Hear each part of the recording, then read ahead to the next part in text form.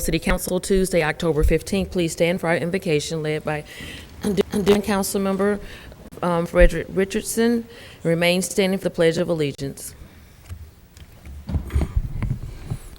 We bow our heads, please. Eternal and all-wise God, it is again that your humble servant bow before you, thanking you for all of the blessings that you bestowed among us. Father, we thank you for allowing us to come and assemble today. Pray that you might bless the mayor, the council, everybody who's gathered here, and indeed all of our citizens in the city of Mobile. Father, pray especially that you might bless and be with us as we debate serious issues today. And let whatever we say and whatever we do, you may get glory and honor. God us, forgive us, and keep us, and cause your faith to shine among us. In the matchless name of Jesus, I pray. Amen.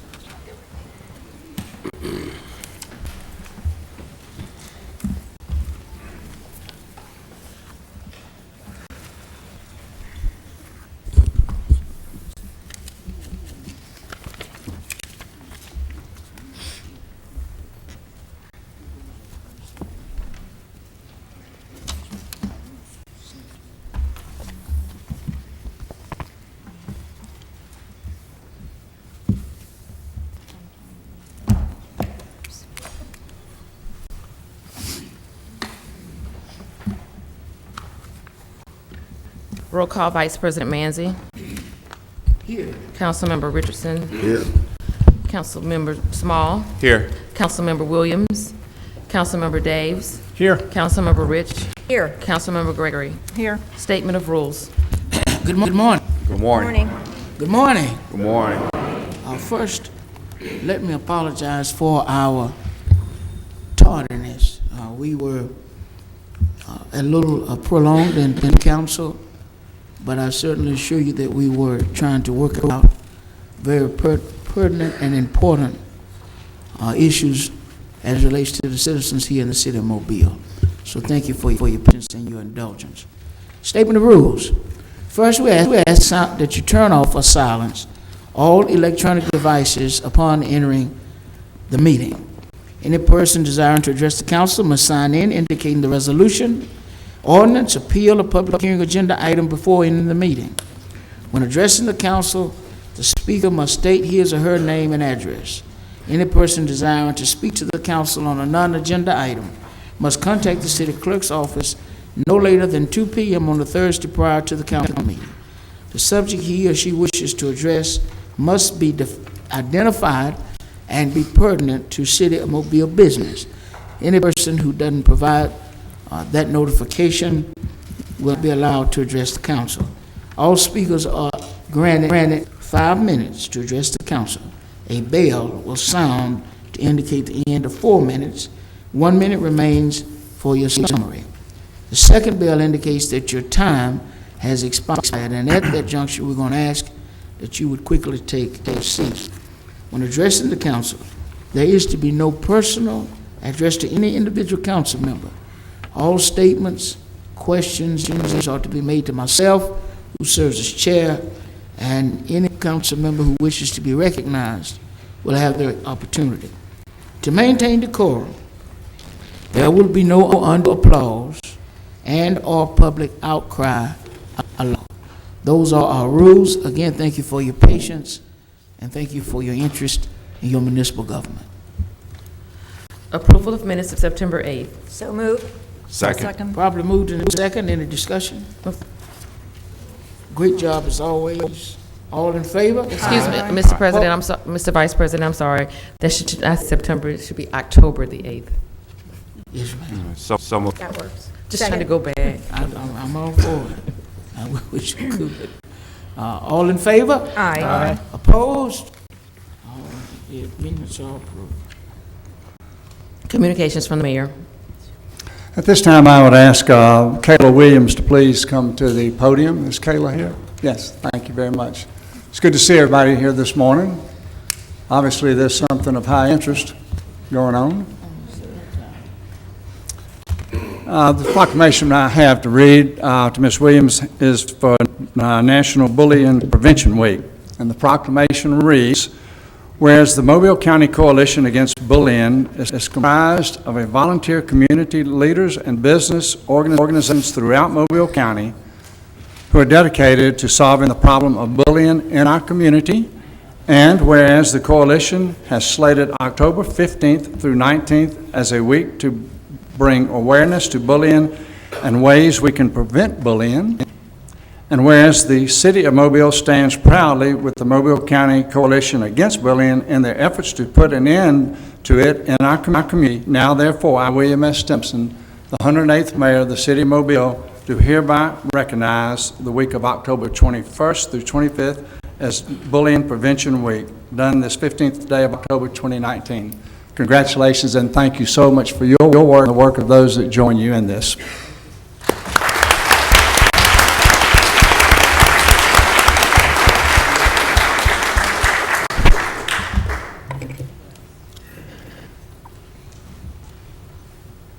A couple of the announcements. Yesterday was a huge day in the city of Mobile.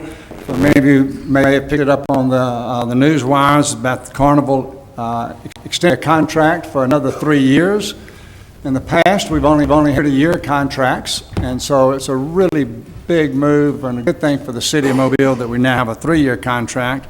You know, they are a huge boost to both businesses and tourism in our city. You know, being able to announce this contract yesterday certainly puts us headed on the path of continuing the path of being more business friendly and more family friendly. In gross revenue last year, we generated $6.1 million from wharfage and parking fees, which almost puts the cruise terminal at a break-even situation, which is a really good thing. Last year, between the 72 to 74 cruises we had, there were 180,000 passengers came through the city of Mobile.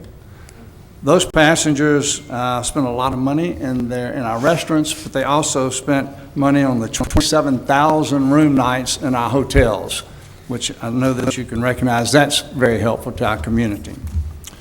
Another announcement is that it's a great day for the Mobile Tennis Center and the recognition of those who have worked to achieve national recognition. And we have Scott Novak and I think his team. So Scott, if you would bring your team down to the podium, and I'll make a couple of remarks. The recognition has to do with this. The Mobile Tennis Center was recognized as the best National Intercollegiate Athletic Association championship venue. It was the best venue of all the NAIA championships of all sports, which is a compliment to the gentlemen that are standing before you, and I'm sure there's some that you left at the tennis center that have something to do with it also. You know, we went several renovations at the tennis center last year, but at the end of the day, it really comes back to a hard-working staff and the leadership that Scott has provided over the last several years. And at this time, I would ask Councilwoman Gregory if she would like to make a few remarks. Appreciate that, Mayor. Thank you. And Scott, to you and your team, and I see Lorraine sitting up in the audience. I too want to thank you for everything that you have done in bringing this type of attention to the city of Mobile. We all know what a great job you do. We all know how wonderful these tournaments are and the kind of revenue that the tournaments generate. But having this publication also make it so public nationwide really, I think, just drives home that point. So again, thank you so much for all that you do and all of your team, because we certainly wouldn't be able to do it without your hard work and dedication to making tennis such a great sport here in the city of Mobile. And obviously for the tennis center itself, it looks great. So thank you for all you do to take care of it. Well, thank you, the mayor and the city council, for all you've done for us, and Councilman Gregory and this great staff behind me. They've made the place into a fantastic place, and we want to thank you for all you've done for us. All right. Thank you, and keep up all that work. Thanks.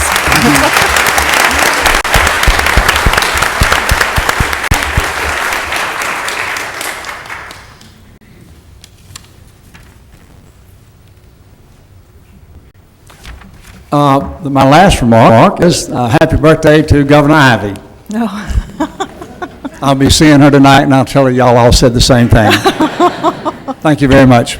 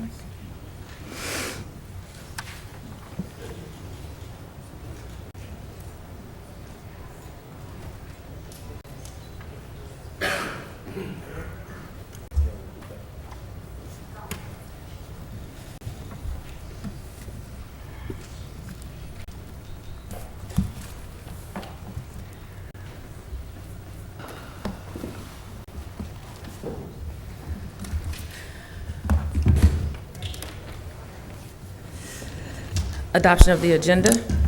So moved. Second.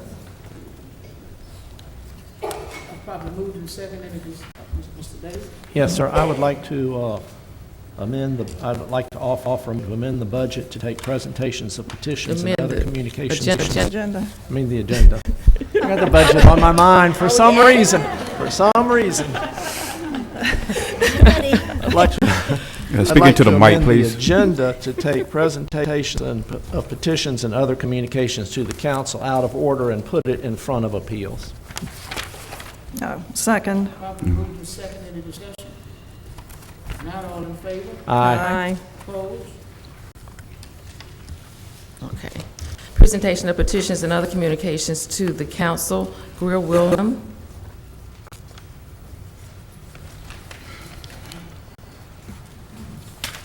Good morning. My name is Greer Wilm, and I speak on behalf of the magnificent Mobile Botanical Gardens, 5151 Museum Drive, and to thank this council for their willingness to explore how the city can best support this valuable cultural asset, because you are keenly aware that the Mobile Botanical Gardens has reached an important and critical stage. Ms. Wilhelm, can't hear can me? we get your address, please? 5151 Museum Drive. Thank you. The gardens have reached an important and critical stage in its development, and that as a cultural asset, it is important to the citizens of Mobile, its leaders, as well as the leisure travelers and foreign business partners. So what's happening now?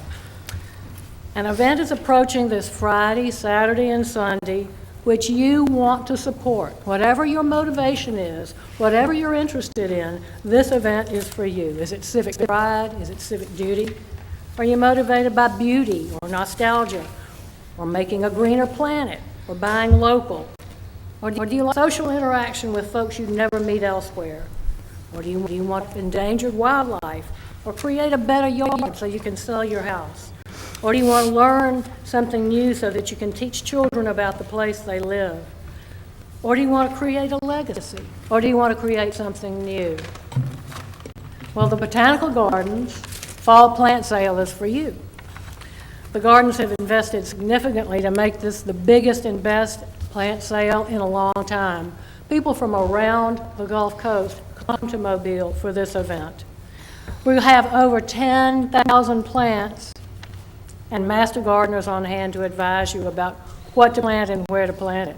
We'll have fruit trees and camellias and herbs and shade plants and full sun plants and poor soil plants and house plants and vines and trees and brand new introductions that are not available anywhere else. So you can be the first in your neighborhood, the first in your family to have something like this. Because the Botanical Gardens values and seeks out the best of this region. This is an important annual fundraiser for the garden and supports our mission by making available to this community an awareness of what's possible in their own lives and offers the ability to immediately take that and incorporate it into their homes. You know, it's absolutely delightful to watch what happens at this plant sale. You see every imaginable description of human being and animals and babies and old people coming together, shoulder to shoulder, laughing and smiling, people who would never come together otherwise, in their shared love of plants, to find what's new and what's different and how to grow it. It's absolutely wonderful. Almost a foretaste of heaven. In 5 years, the gardens will be 50 years old. What a wonderful time it is to cast a 5-year vision, to explore how new possibilities can expand our reach, offering opportunities to the children and adults of this region, offering education and ideas, drawing everyone together. So come and see. Come early Friday, y'all. That's for members, and you have a membership card now in the mugs that are on the desk. Come have a bite to eat. Meet the volunteers. Get first pick of these wonderful plants. And if you can't make it this weekend, spread the word. And come for lunch on a Friday. Take a look at the menu. Black fish, coleslaw, and peach cobbler this Friday. Next Friday, pot roast, garlic mashed potatoes, and key lime pie. Y'all come. So choose a food or choose an event that's coming up, but by all means, become a part of the story. Come and see, come enjoy it, come to the gardens and grow. Thank you. Mr. Chairman. Mr. Chair, if I might. Mr. Richardson. Oh, okay. Ms. Gregory. Okay, Ms. Wareham, I got your menu on these various dates. What are you serving today? Well, I need to eat when I leave here. What you got? well, you know what? There are volunteers there right now putting together this plant sale, and if you were to show up, you would be able to partake of the bounty, because gardeners love food. So you just come on out there and see what happens. So they will have food there today. For you, they will. Normally on Fridays. Normally on Friday. Yes, that's right. I got you on Friday. Okay. And Mr. Chair? Ms. Gregory. Greer, really appreciate you coming today, and you have saved me from having to make that announcement about the plant sale and everything, and you do such a good job of it anyway. I would have forgotten something, and you really, truly make everybody want to come out to the Botanical Gardens, and they should want to come out. One thing I do want to mention, because I know when we talk about the Botanical Gardens, there has been a lot of talk lately about the future of the Botanical Gardens. So just as a quick update, the city and the board of the Botanical Gardens are still working through an agreement that would, the goal would be to take the operational burden off the board of Botanical Gardens, to allow the gardens to become better sustainable on its own, and to keep the gardens flourishing, so that this jewel that is in my district, but it is a big part of the city, is able to truly shine and do what we want it to do. So I just really appreciate the administration working with us, the board working with us, and also it means that we will not have to have a budget amendment to try to do these kinds of things that need to be done, which I think makes everybody on this council a little happier. So thank you, Greer, for coming. Thank you for your support. Oh, you're very welcome. Thank you. Yes, ma'am.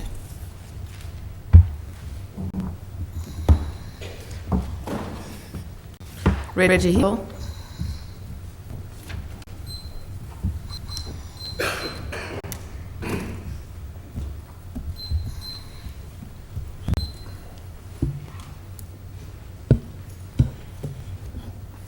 Mr. Chairman, excuse me, members of the council, to Mayor Stimson, and to the citizens and stakeholders of Mobile. And might I add, it's so great to see a packed room today.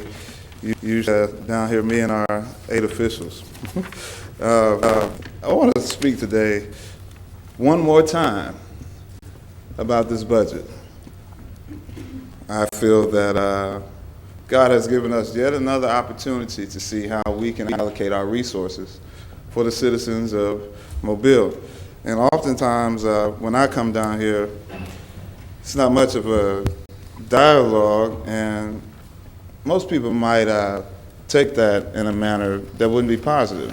But I actually know that the sentiments that need to be said to both our administration and our council members are being heard and they're being felt. I hope that as we continue to see this process of us having yet another opportunity to come to the table and make drastic changes in how we implement our resources, we will take advantage of that. I want to just point out to the council and administration a couple of things that have transacted in the timing of which we put the budget out for the people. We were supposed to have a committee meeting, which I thought we then would have been able to hear the amendments presented publicly, where we could actually see transparency. We didn't have that meeting. Then we had a discussion in a pre-conference meeting, and we said, well, we're going to lay this over, and we'll have a public hearing, where yet, once again, we have an opportunity to hear the official amendments presented to the public. When we're dealing with this matter, I believe we need to exude the best level of transparency possible. So, old saying that tells you if you want to know that deal's a real person, you follow the money. And there have been a lot of ideals put out here from this body. Now, let's not get misconstrued here. These individuals, these 8 individuals who represent the leadership capacity of the city, were elected. And so I believe that the people trust their interests in how the resources should be allocated. But when we constantly have petitions from citizens in ways that we can improve our dollars, I think those things need to be listened to. So I always come down and I speak directly, primarily to public safety, whether that's with drainage.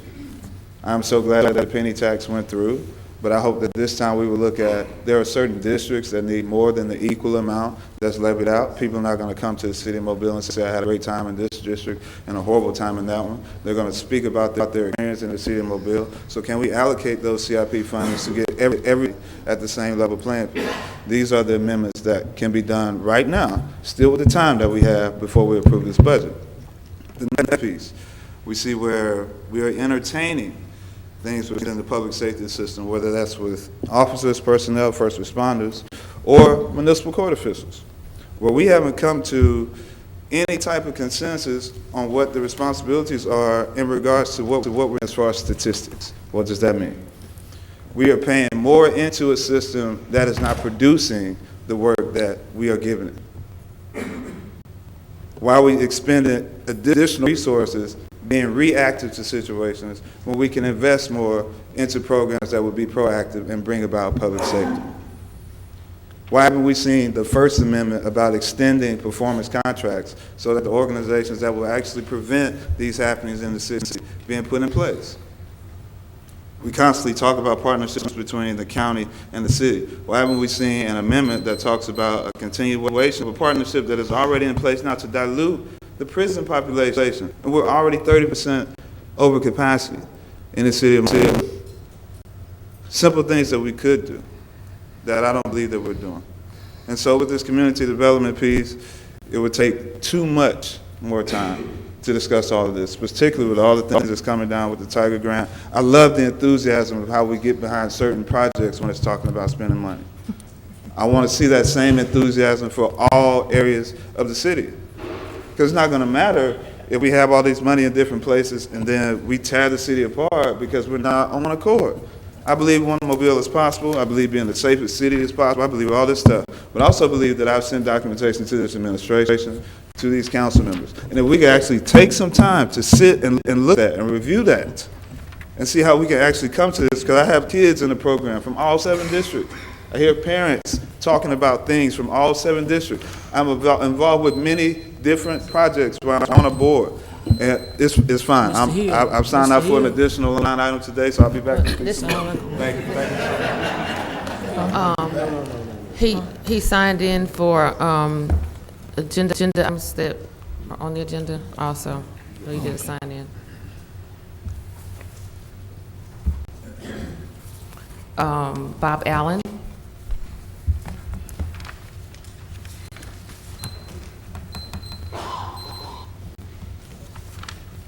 Good morning. My name is Bob Allen, 959 Augusta Street, Mobile, 36604.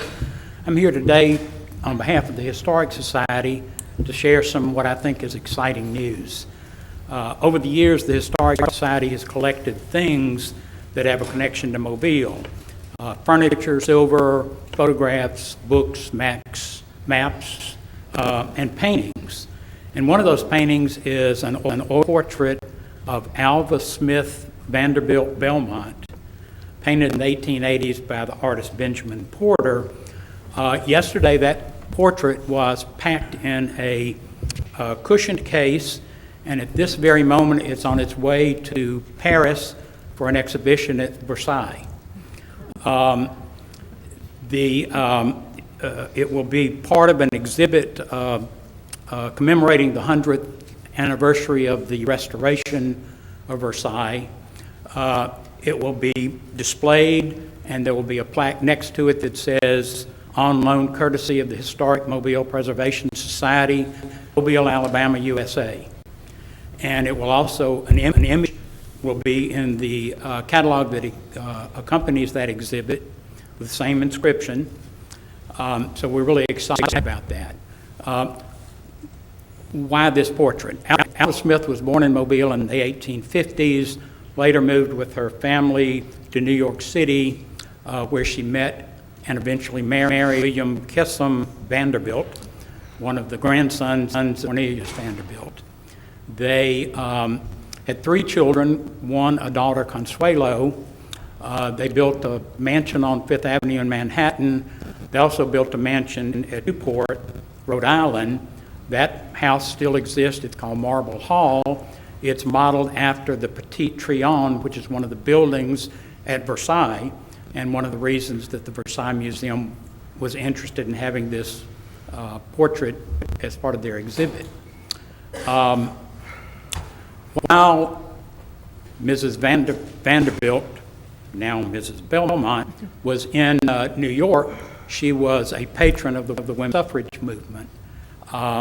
There is a museum in Washington, D.C., the Belmont Paul Women's Equality National Monument, which is dedicated to her patronage. And a few years ago, when it was designated as a national monument, this portrait was loaned for that ceremony. Unfortunately, William Vanderbilt and Alva were divorced, and then Alma married Oliver Belmont, who was almost as wealthy as she was. Unfortunately, he died a few years later, and Mrs. Belmont and her daughter Consuelo moved to England and France. In England, Consuelo married the 9th Duke of Marlborough, Winston Churchill's cousin, and in France, Mrs. Belmont became a patron of French decorative arts. Another reason Versailles was interested in having her portrait. When her portrait comes back to Mobile in May of next year, after the Versailles exhibit is completed, she will shortly go to Newport for an exhibit there. And then when she comes back to Mobile from the Newport exhibit, we have been contacted by an institution in England about borrowing the portrait for an exhibit there. So the portrait of Mrs. Belmont has become almost as well traveled as she was, and we are really excited about the national and international exposure that her portrait is offering for Mobile and the Historic Society. Thank you. Thank you, Mr. Allen. Any questions? We appreciate all you do. Thank you.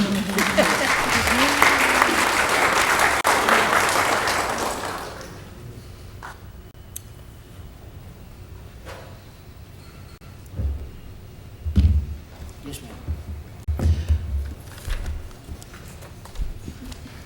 Reggie Hill, regarding Resolution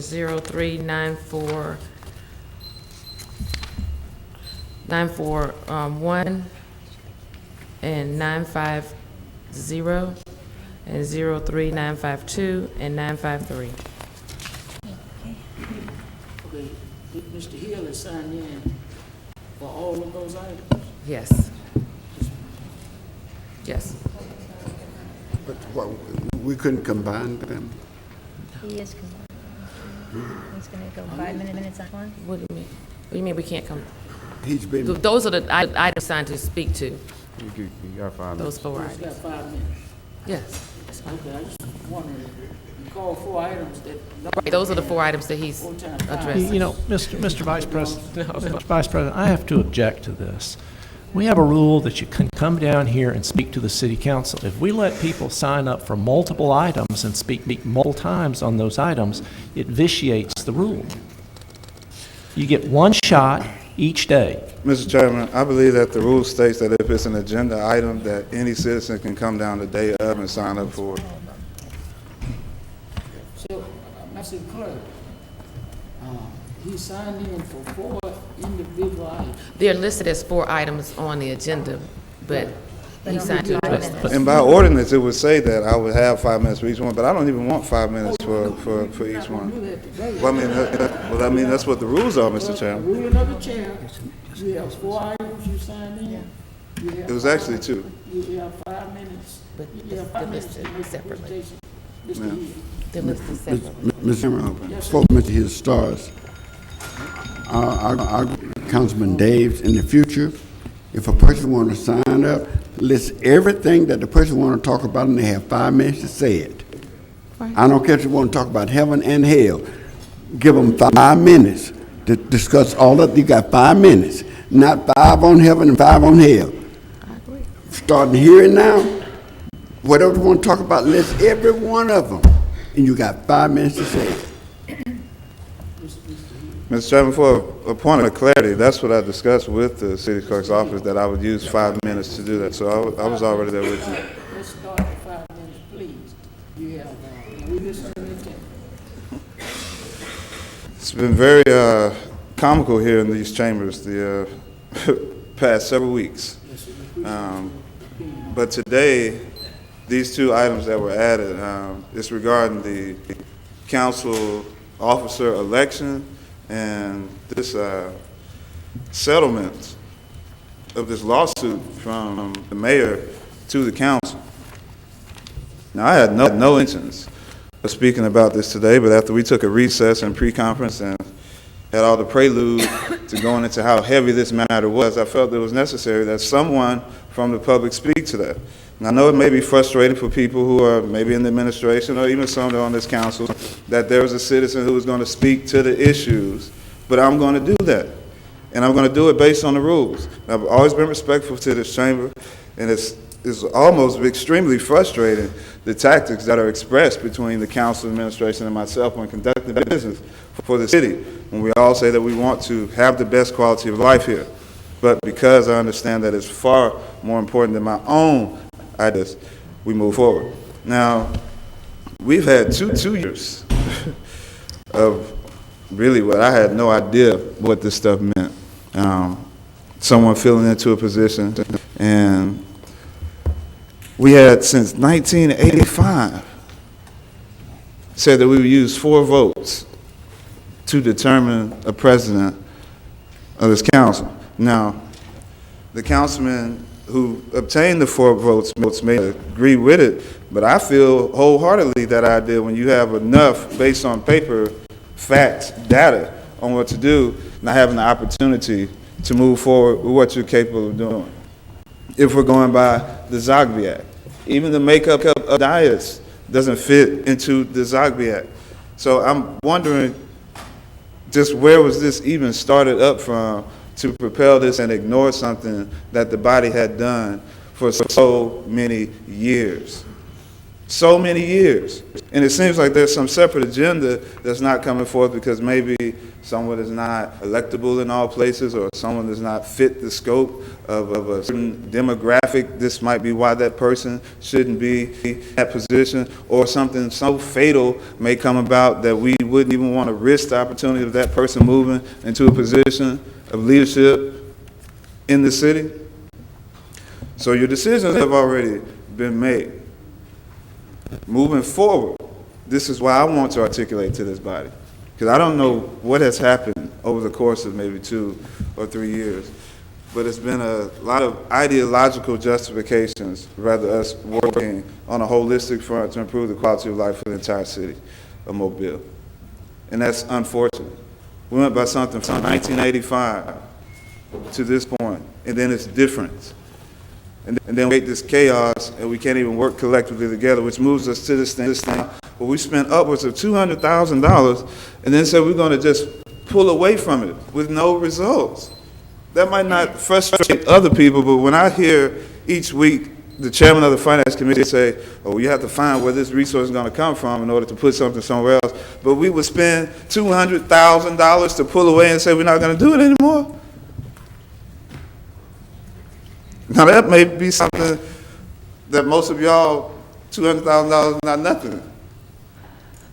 But for a lot of the people that I represent and speak for, that's a whole lot of money that could have went towards something that actually made the city better. I've done my best to work individually with each of you. And so it may come off as a tone different from those who are viewing in the audience. But each of you, if you're going to be honest, knows that this is not an antagonistic thing. This is where we don't have the same agreements. This is just a separate approach. I think we can get the different way. So you can accept it how you want, but that's why I'm not concerned about any of that, because I want you all to hear the sentiments of this, because it's the only citizen that you're going to hear come publicly before you even say it. The only one.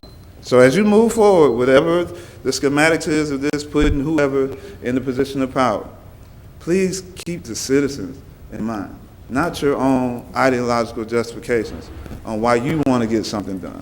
Look into the whole citizens. And then this final piece on this settlement. That's too much money to just pull away. We need to get some type of ruling. And if it was from the beginning a statement of confusion, that's why the court system is there for clarity. I understand this personally. Got tickets and fines for laws that don't exist. And I'm still going through the court process to settle it. So why can't we as the leaders say we're going to do the same exact thing if it's that impactful for the quality of life for our citizens? So I do this all with love, whether you believe it or not. And it's for moving our city forward. Because I see the least of these daily make 180s, complete 180s, looking up to opportunities to do stuff like this, make decisions like this, but then get discouraged because we just seem to be in disarray. How can we expect peace amongst our people when we're fighting here? Thank you, Mr. Hill. You're welcome. Thank you for your time. Yes, sir.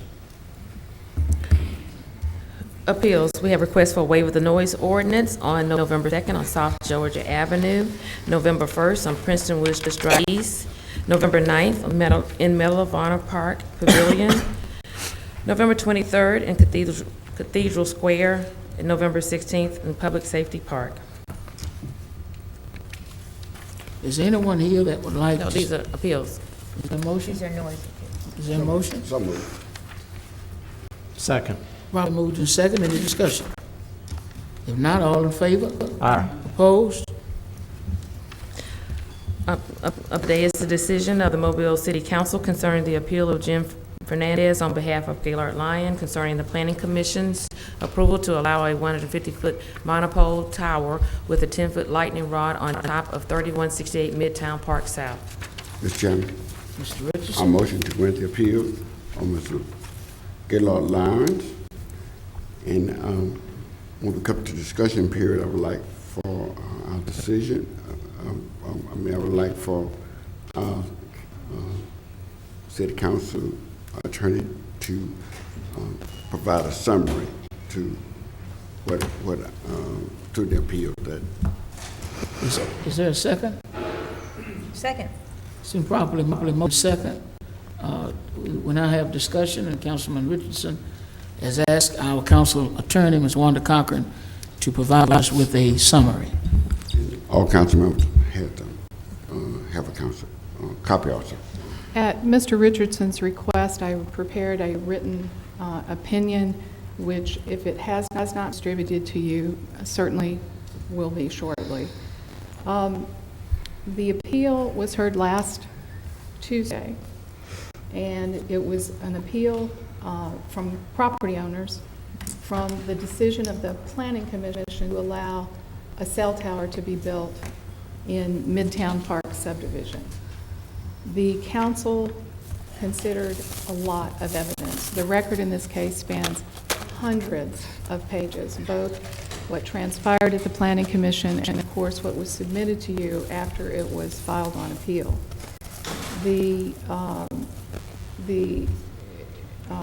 So the record consists of the proceedings that took place below, which are in writing and as part of the record, and also the evidence and testimony that was presented before the City Council. The standard of review when the council considers an appeal from the Planning Commission is what we call arbitrary and capricious. And what that means is that, well, first let me back up and say, the city code, neither the zoning ordinance or anywhere else in the city code, prescribes a standard of review when you consider these types of appeal. It has been your practice, and I have previously rendered an opinion to you, that in the absence of a standard of review in the statute, that the council will treat the appeal as an administrative review, and it should uphold the decision of the commission so long as the record shows that the commission adhered to the requirements of the ordinance, the commission's decision was supported by substantial evidence, and that the decision and/or the proceedings were not otherwise arbitrary and capricious. As you know, and you heard at length last week, there is zoning law involved in this particular matter, and then there is also federal telecommunications law, which is why it is complicated and why the record is so lengthy. The particular tower before the council was proposed to be constructed in Midtown Park subdivision. The Midtown Park subdivision is about an approximately 40-lot subdivision that was established in 1968. It is presently comprised of a collection of single-story small businesses with adjacent parking. The area, Midtown Park, is zoned B3, Business 3. The zoning ordinance prohibits towers in B3 zones. So the only way this application could be granted is, number one, if the applicant received planning approval, which is the appeal that's before you now, and number two, received a variance from the city's Board of Adjustment. Today, you are voting on the planning approval. The Board of Adjustment decision was appealed by the property owners. It is pending in the circuit court before Judge Young-Peter, I believe, and I believe there has recently been filed a motion for summary judgment there, but those proceedings will go on. If the circuit court grants or reverses the decision of the Board of Zoning Adjustment, the planning approval will be moot, because you cannot have planning approval only with respect to a tower. You've got to have two things. You've got to have planning approval, and you've got to have a variance.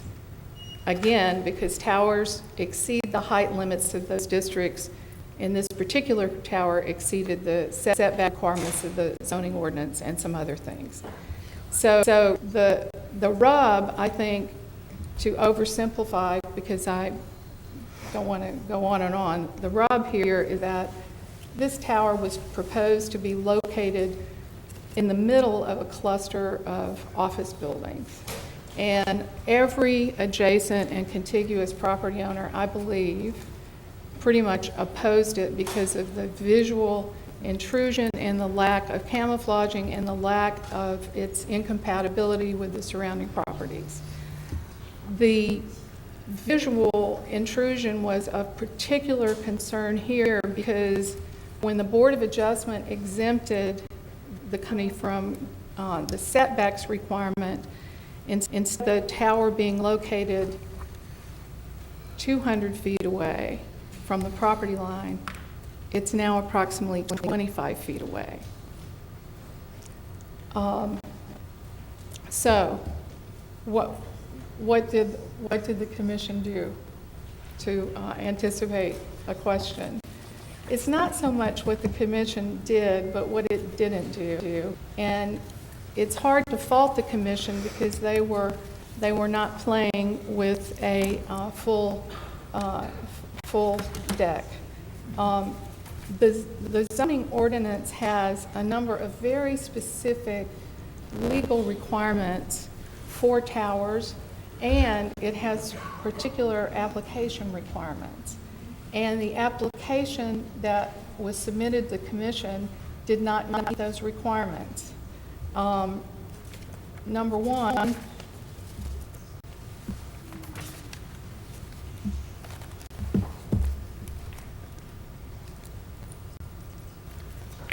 the application did not present adequate, accurate photo simulation depicting how the tower would appear as proposed.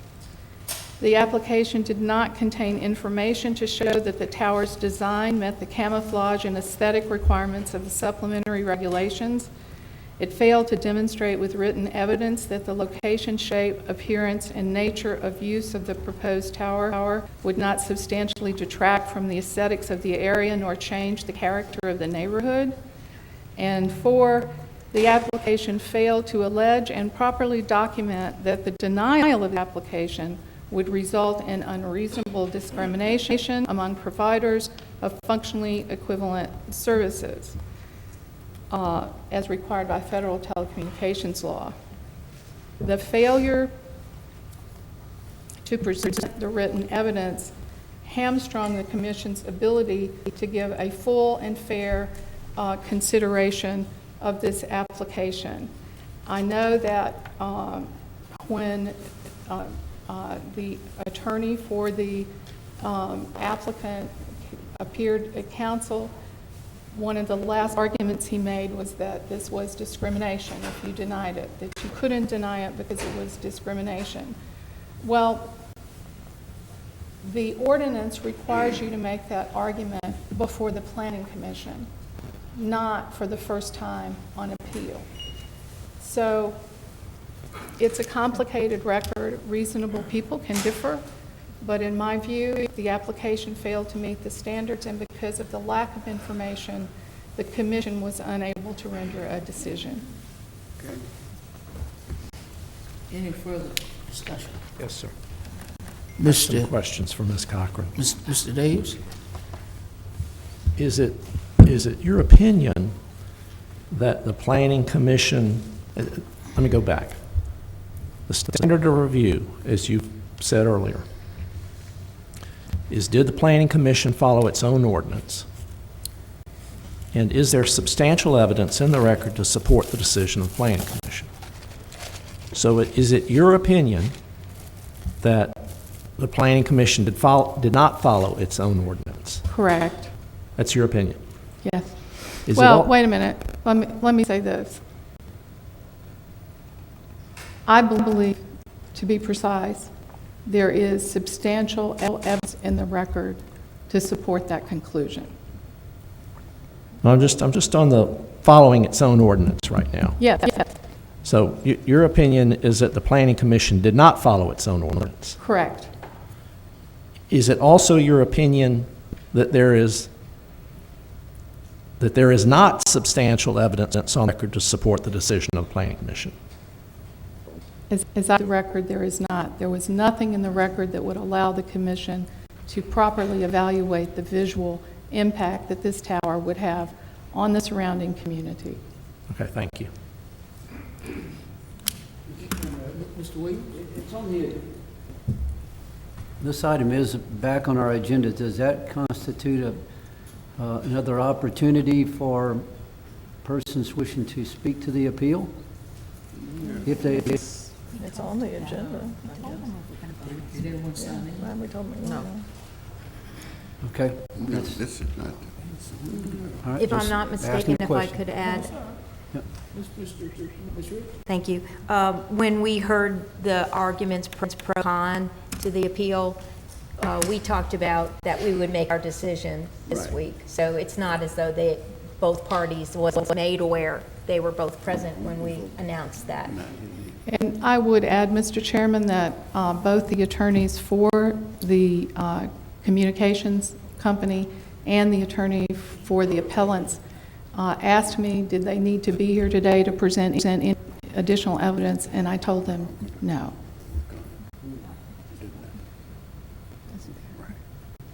Any further discussion? Any further questions? So we have a motion and a second on the floor to Mr. Williams. I've given this some thought, and I'm just going to simply say that in the direction that Mr. Daves was questioning, while I see the window cracked where we might be able to find a piece of information that was not presented or was not available at the time of the Planning Commission's decision, and through much investigation may come to some sort of conclusion that they didn't follow their rules entirely by the intent maybe or letter. I think that in gist, that the Planning Commission followed the rules that it has always followed and have been upheld in court, and they acted with every bit of information that was available to them. And now we have some sort of visual information that may have not have been. I just don't define that as substantial. And while we generally simply say that it's in another councilman's district, I always stand by that with regard to zoning and with liquor application, but in this case it has an impact for our entire city and the future of communications within the city. I simply cannot find where the Planning Commission acted arbitrary or capricious. Thank you. Mr. Chairman. Mr. Richardson. Okay. I'd like to say that the gentleman who made the application owns the company that's going to build the tower. He's going to lease the tower to Best South,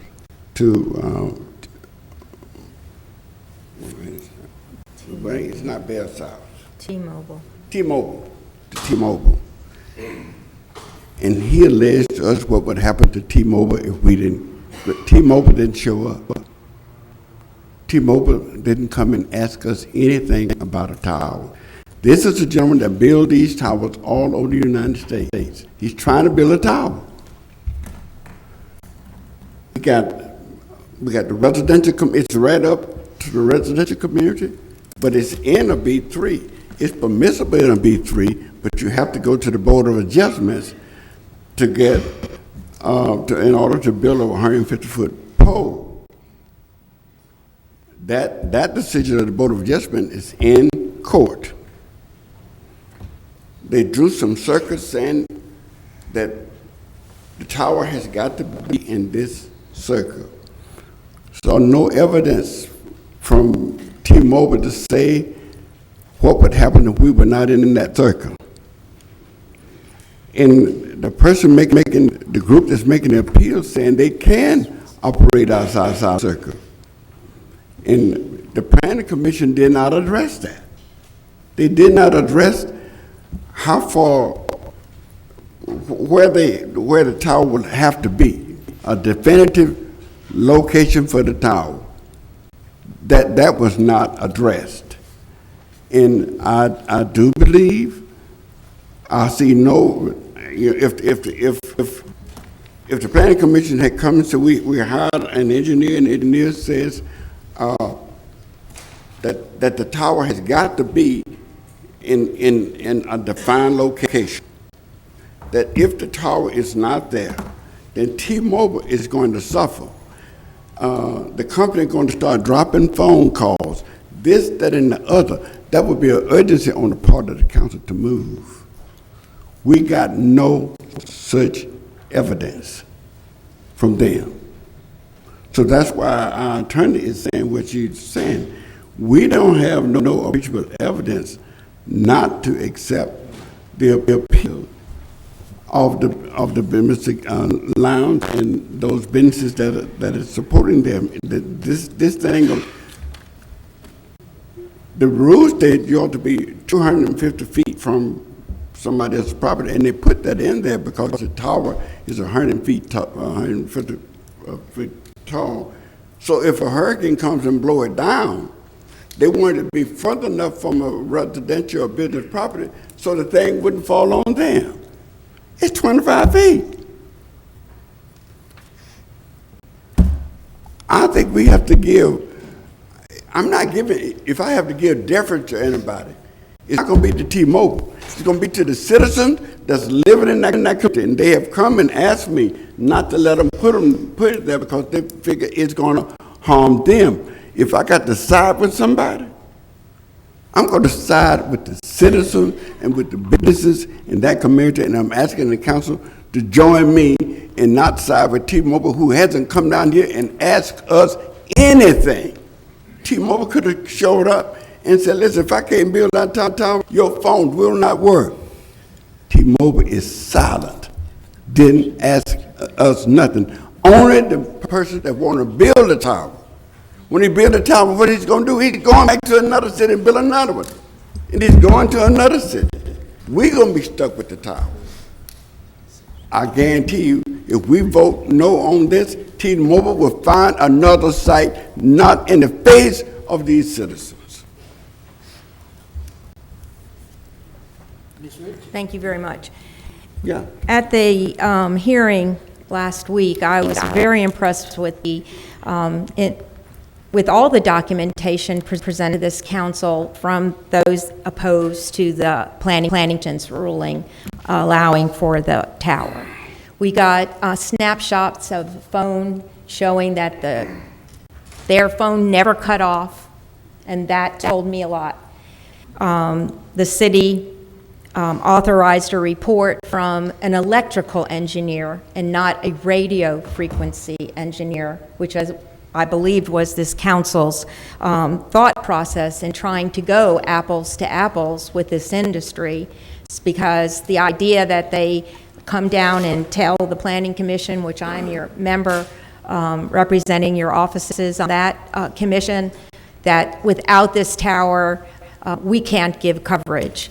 And our technicians, then staff in the city, are not capable of looking at a report and saying that report is truthful or that report is adequate.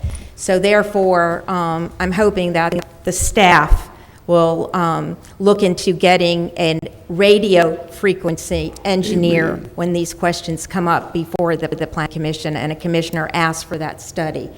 But getting back to last week's hearing, there was tons of documentation that we were given, and the flagpoles, how that looked, that planted in my mind, I can't imagine, that being so close to people's backyards.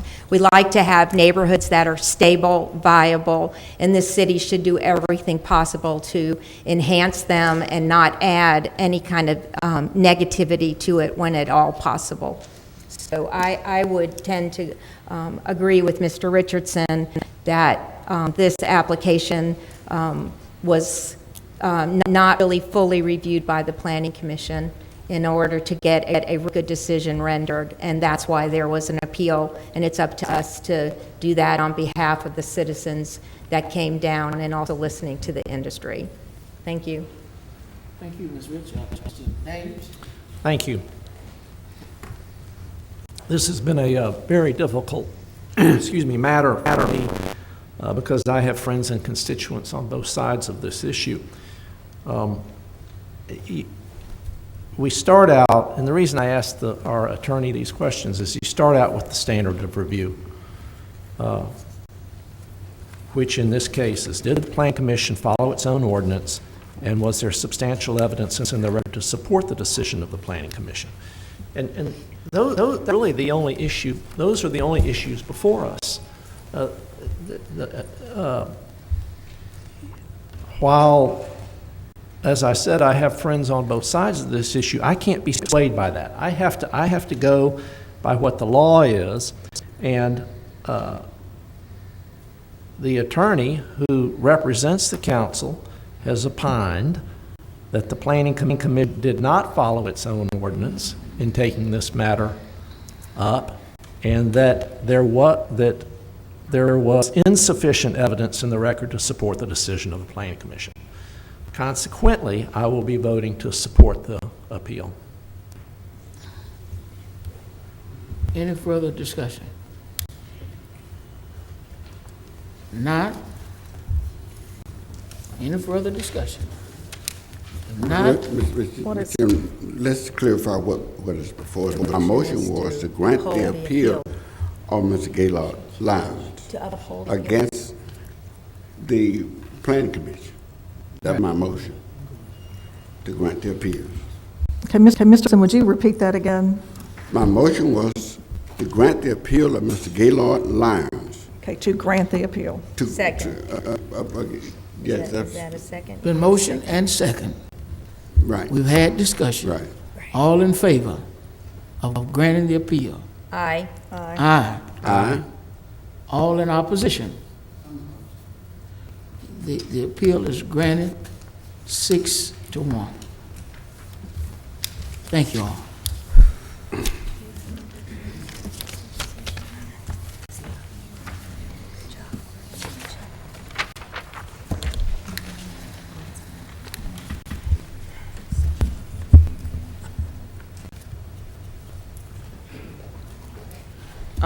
Copies of the decision will be mailed today.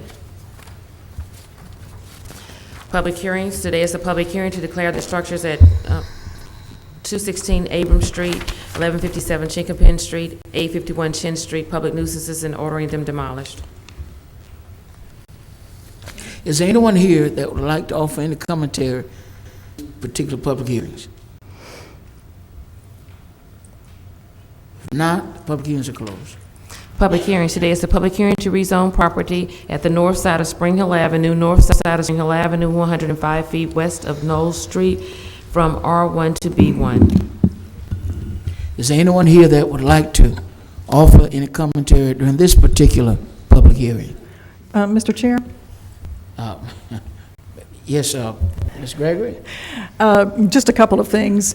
I have just a quick statement, but I also wonder if you would explain to everybody here how the process will be handled. Maybe you can do that first, and then I'll make a quick statement. Absolutely no problem, because I do believe that this is one that has generated a lot of interest, and want to make certain that everyone is on the same page as it relates to how we will move forward. We will hear first from the applicant, and they will have an opportunity to have all 4 individuals to speak with a time period of 5 minutes per individual. We'd ask that all speakers would be respectful of the time. If someone has made a comment similar to what you would communicate, then let their comments stand if you don't mind. And after hearing from them, pardon me? That wasn't what was in mind. And after they've made their commentary, then we will hear from those in opposition. They will have an opportunity to have 4 individuals. And my colleagues have reminded me that we modified the rules for this particular hearing, so that of 5 minutes, we're going to ask that you would make your speeches in 3 minutes. And that was the agreed upon setup. And so we'll have 4 on each side, and then after those in opposition have concluded their remarks, then there will be an opportunity for rebuttal. And so we know that there are a lot of individuals interested in this particular subject matter. We want to be attentive, we want to listen and learn, and then be able to hopefully move forward. Thank you, Mr. Chair. Just to clarify a little bit, this is already a day for all of us. It's 12:15. So it's been a long day for everyone, and as I think Mr. Vice President mentioned before we came in, there was a very long pre-conference meeting about some things that are going on within the council in the city. So to clarify what the Vice President was saying, he mentioned the 4 speakers, the applicant first, and then those in opposition. Everybody gets 3 minutes. Following that, then those who still want to speak, both in opposition and in support, will be allowed to come to the podium and take turns, all 3 minutes. That can be called. I think Ms. Lambert probably has a list that she can call. We just ask, of course, that if someone has already given the information that you wanted to give, that there's probably no need for you to come to the podium and say the same things over and over again.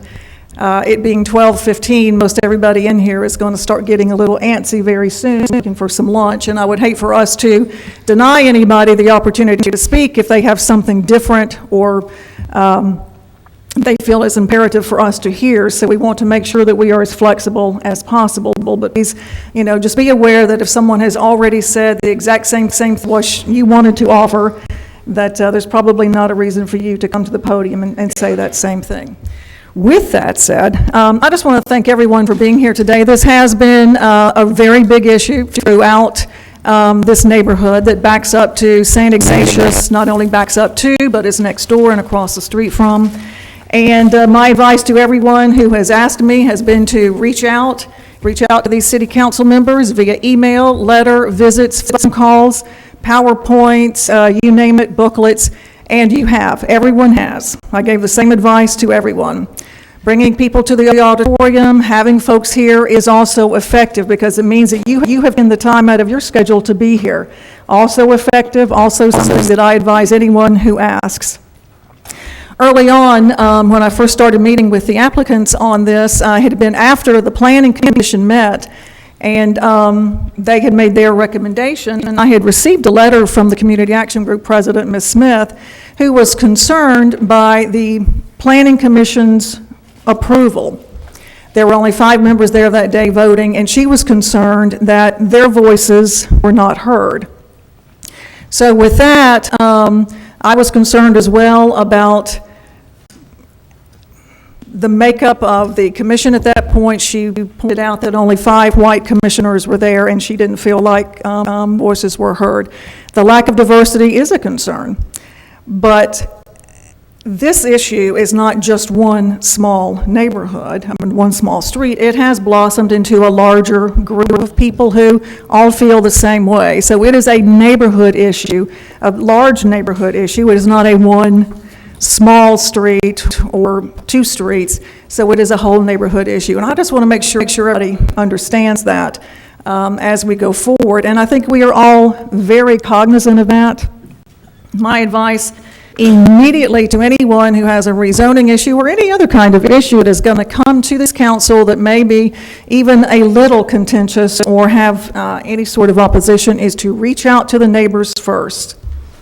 By the time I met with the applicant, they had met with the neighbors once. I advised them to meet again. In the meantime, I had heard from Ms. Smith. They wanted to meet with me first before they met with the neighbors again, so we did. Following that, they met with the applicant again. And then there was another opportunity that was for the parishioners of St. Ignatius so that they could ask questions as well, because the property owner at this time is St. Ignatius, and so they have a pending contract to sell this property to the veterinarian, but her purchase is contingent on the rezoning. So they held a meeting at St. Ignatius for parishioners, and some other people came as well. So that's kind of the history of this. There have been a number of these meetings, and I know neighbors on both sides have been talking, they have been meeting, they have been trying to generate support, and I appreciate everything I have received. I've gotten petitions from multiple groups. I've gotten emails, as this whole council has, letters, you've visited, you've phoned, so you've done what you were supposed to do anytime an issue like this comes up. So, this is a public hearing. This is not Gina's hearing, even though I'm doing a lot of talking. So we want to be able to hear you. This is your first opportunity to really speak to the council in person, to make your views known, and we just appreciate you coming, listening. We do start with the applicant. That is our that a traditional thing to do, because they are the ones asking for the reason. So they need to be able to explain what the request is, how it would work, not work, any of the issues that they see. So with that said, Mr. Chair, I'm going to turn it back over to you. Yes, ma'am. And thank you for all that you shared, Ms. Gregory. And I agree with her. We have had hearings of this nature over the course of my 6 years on this council, and the advice that she shared was advice that I've shared with multiple parties over multiple meetings. Get the people out that share your perspective, and so that they can communicate their concern, and that we might be able to take all of that on deliberation. And it appears that both sides have done that, and we look forward to these hearings. So we're going to start with the applicant and the 4 individuals that will come with the applicant. After then, we'll hear from those in opposition, and then after that, the applicant will have an opportunity for rebuttal. But if there's someone here that would like to speak after that process has commenced, you'll have that opportunity. But we ask again that you be respectful, that you listen intently, so that we don't hear the same tune 20 different times. And we mean that respectfully. So we'll begin the process with the applicant. Okay, I think we have an overhead if they want to. Dr. Okay, I have a list of names: Father Shields, B.J. Lyon, William Latta, Mary Edmonds, Mandy Austin, and Merrill Thomas are the first 6 speakers. No, we're going to hear 4 speakers. Oh, 4, okay. And then after the 4, we're going to hear from the opposition. Okay, then Father Shields, B.J. Lyon, William Latta, and Mary Edmonds. All right.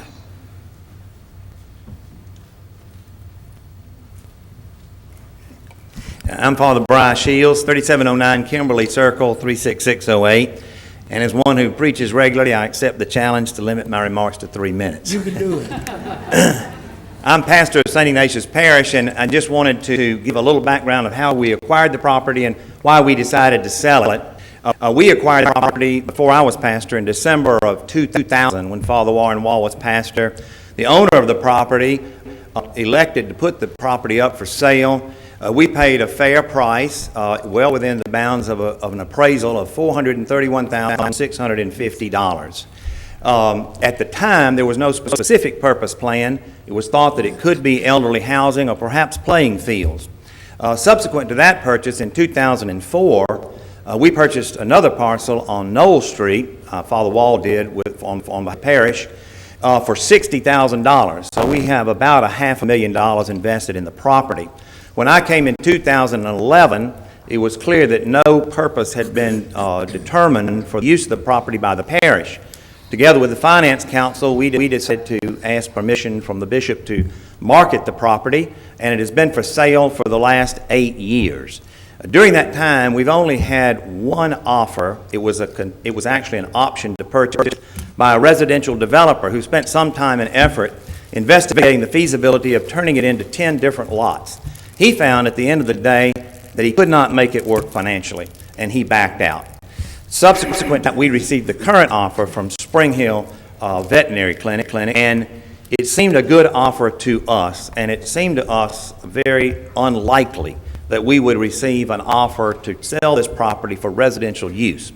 It did not seem to me or to the council beneficial to have the property remain as a vacant lot in the neighborhood, and a beneficial use by a low-impact commercial enterprise such as a vet, we thought would be a good use of the property, and we elected to accept their offer contingent on rezoning. With the purpose we have is just to recoup some of the $500,000 we have invested. It's an asset of the parish. Right now, we have embarked upon an ambitious master plan. We are right now in the process of building a beautiful new church. A great blessing for us and for the whole community. After that, we plan to build a wonderful center for the children who are there, and this money can be used to help us in the projects that we have now And of course, the property becomes a tax revenue source that can also help the children in public schools who need it so badly. So, as the representative, the owner of the property, I speak in favor of the applicant for rezoning. Father Shields is at the podium. May I just ask a quick question? And I hate to hold up the process, but in some of the meetings that I attended with people who were in opposition to the rezoning, there were some questions about the property itself and how St. Ignatius came to be the owner of the property. Can you speak to that, about who the former property owner was and how y'all purchased it? Yes, in fact, if you go back to the slide before that, for the main parcel on Spring Hill Avenue, owner was Mrs. Ernestine Allen, and she was represented actually by a guardian that's been appointed by the court, but it was determined by her family members, as I understand it. Mr. Merrill Thomas can speak more to that they needed the money, needed to sell it, I suppose, and so they put it on the market. Father Wall at the time did not go and ask her to sell the property. He did not approach her. It simply went up on the market. We became aware of it, and oftentimes a parish will want to purchase property that is close by for the possible future development. And that's how we ended up acquiring. Is that sufficient? Is there any other questions, Ms. Gregory? No. Thank you, Father.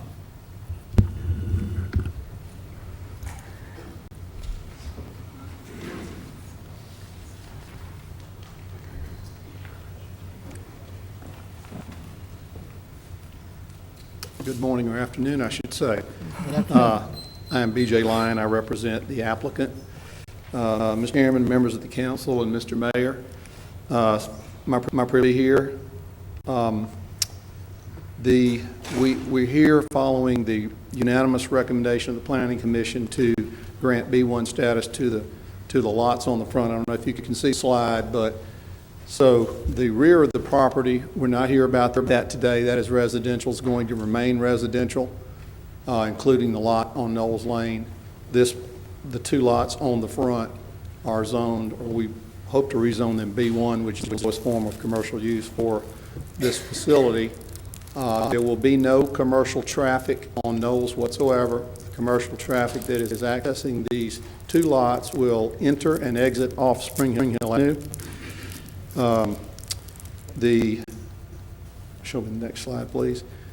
We have agreed, my client has agreed to double the buffer that is required by the city, which is a 20-foot buffer instead of a 10-foot buffer. Even the residential property does not require a buffer in the city, but my client has agreed to leave it 20 feet. They will be wooded. The property will remain wooded in the back, which is residential. Go to the next slide. The property can currently be subdivided in its R1 status, residential status, to 24 lots, which is of right because each lot meets the minimum density or size required by the city. In that event, of course, there's no buffer. And as we all know, I'm a dog owner. Each of these lot owners could own as many dogs as they like. If there were 2 dogs, it's 48 dogs. That's a lot of dogs. I think you will hear some testimony today that there will be very few dogs, if any, allowed outside in the runs, and so at the most maybe seven or 8 dogs. The traffic impact, of course, would be substantial with that many additional lots. What you see here is the zoning and business use in the area. The site is red up the top, and you see the B2 zoning that's marked in yellow, that parcel. There is I'll show you another slide. There's a slight sliver. One portion of that did not sell, but that corner recently sold. There will be a 12,000 square foot building on that corner that will be erected more or less immediately. You see the blue area, that is a special use district, which is commercial in Spring Hill. And there's the existing blue building that you may be familiar with. It's north of of the roundabout. So you see a number of business uses in the area. There are 25,000 cars a day on Spring Hill Avenue. One of the tests for rezoning for business is whether there are changing conditions in the neighborhood and/or whether there's a need for additional business sites. There was substantial evidence before the Planning Commission. Obviously, you can see as well that there are a number of businesses in the area and changing conditions with these recent developments at North McGregor and in the area. And the Planning Commission agreed and recommended for your consideration the rezoning to B1. Any questions of Mr. Lyon? Yes, Mr. Chairman. Mr. Small? Yeah, I have several questions. One, I see to my left, we got a B2 zoning. Right across the street from the proposed site is a B2 zoning.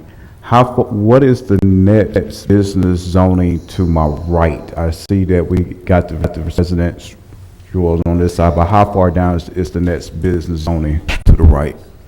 Toward the interstate? Yes. Probably at... approximately how long? Probably, I think it's probably a mile. About a mile? I believe so. Let me just go back to the third slide, I believe, that you showed with the buffer, if possible.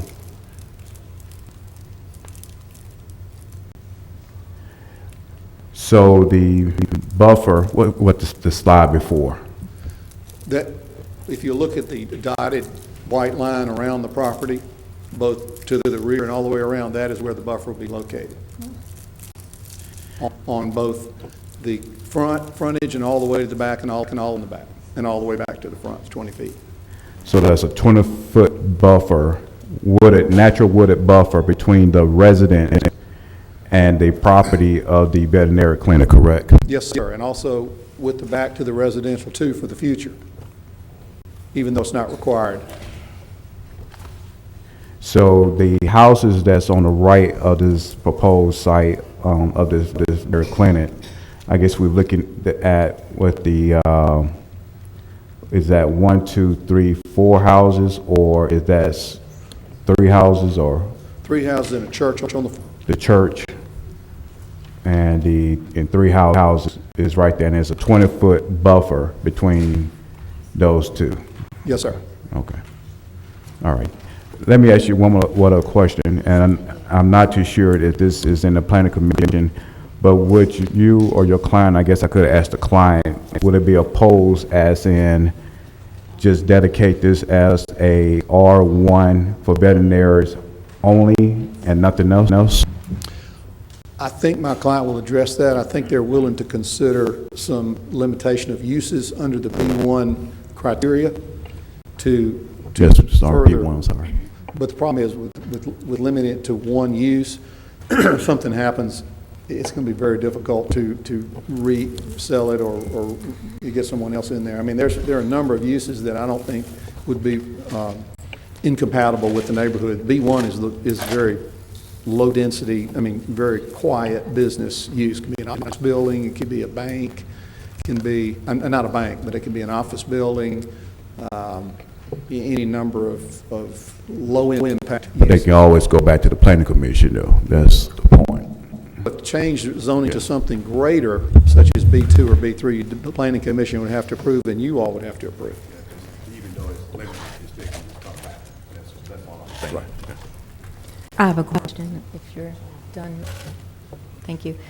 Can you go back to the slide that shows more of the zoning classifications? Yes, go to the last slide. Let me show you the last slide. That is actually from the city zoning map. And that shows you the corner at North McGregor and Spring Hill. Okay, I want to go to the one that you showed. Okay. Everything that's in the All right, go back. white is R1. That one? No, the one you got up now. All And right. you don't have one that goes further down, do you? Do not. Okay. I believe that all of that would transfer until you get almost down to the belt line. It's all residential, correct? Is All the way close? down to Just the about. shopping to center. the McCoy shopping outdoor. plaza. I think so. Yeah, it's very thick and residential. And And- then, And the point is, there are no other commercial sites between between Right, I think you Spring made my Hill- argument, thank you. Yeah, there's a commercial site, okay, thank you. I have just a quick follow-up too, on the buffering map where it shows the site with the buffering. All of the back would remain residential as well as that side lot, correct, on Knowles? Correct. And all of this area in back would remain wooded, no plans to clear cut? That's right. So I guess actually, where you're saying there's a 20-foot buffer, unless and until somebody builds a house back there, there's a whole lot more than a 20-foot buffer, correct? It's acreage.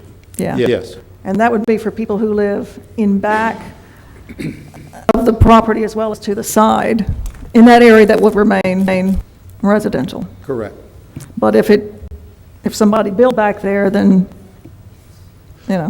Well, it would change. I think we have agreed that there will be the 20-foot buffer back there. That you would leave the 20-foot buffer even if somebody came to build a house or houses or whatever? Right now, there's no buffer required in an R1 district, Right, yeah. but that's a concession that they wanted to make in favor of the owners. Okay. Any other questions of Mr. Lyon? Thank you. So much. I believe Ms. Edmonds, Dr. Edmonds is next to speak. Am I right, Madam City Clerk? Right, Mary Edmonds. But prior to Dr. Edmonds coming, I'm going to ask that we take a 5-minute break.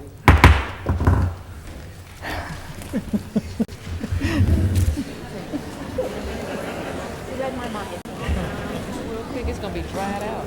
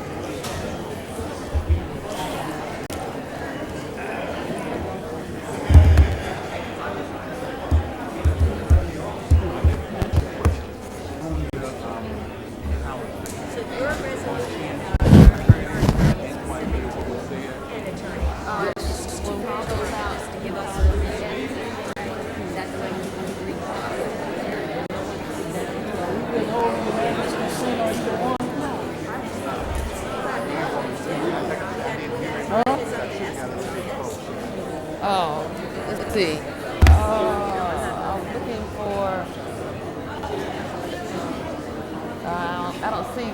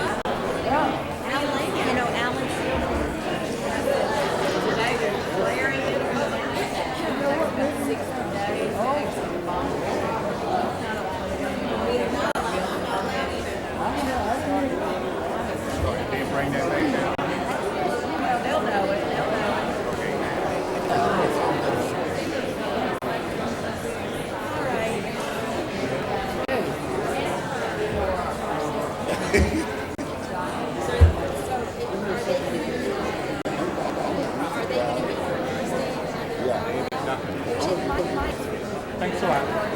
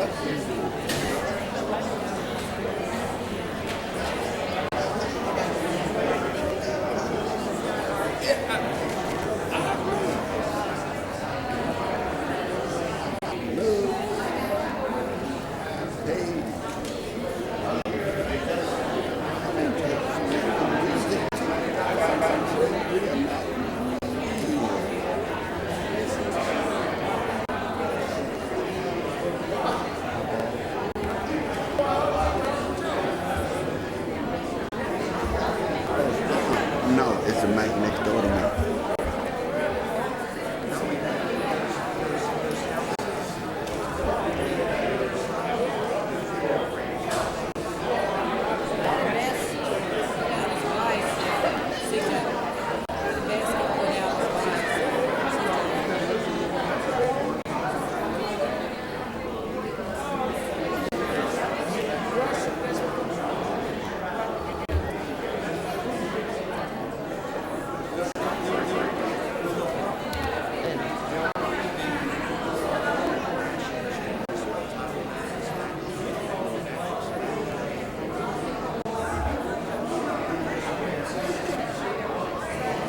And nobody else?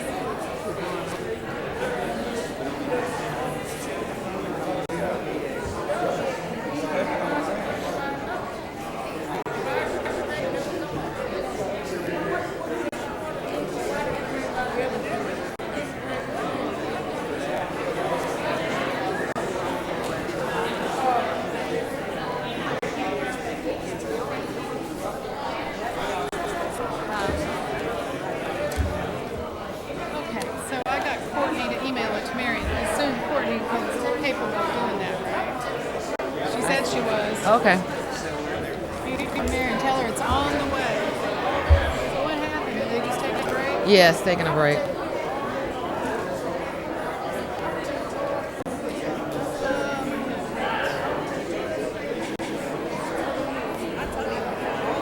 Remember that song?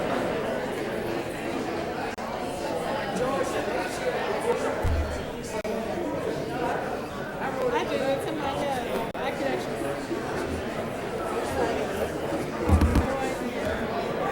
Yes, sir. I'm sorry. What just? Oh, it was 10 minutes. 10. Yeah. Okay. Huh?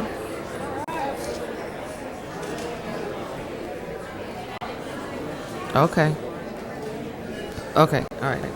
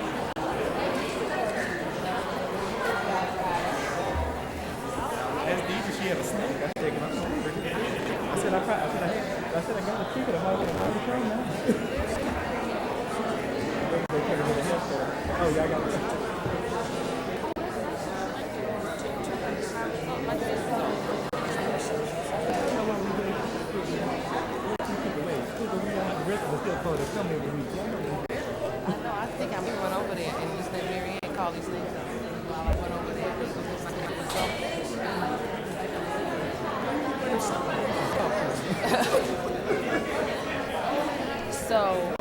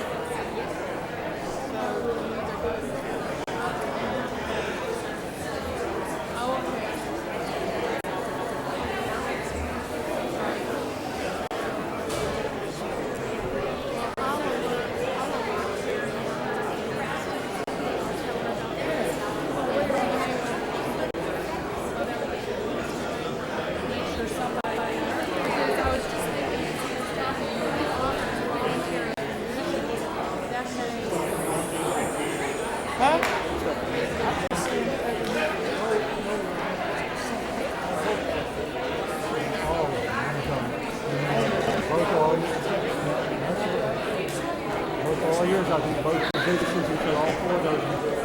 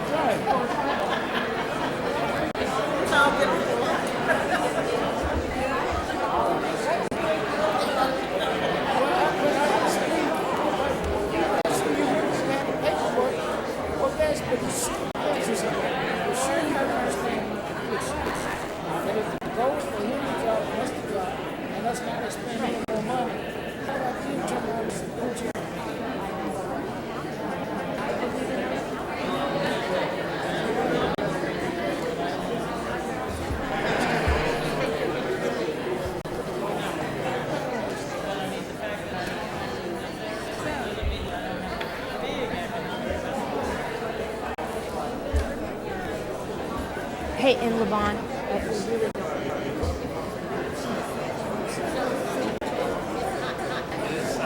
not that that's...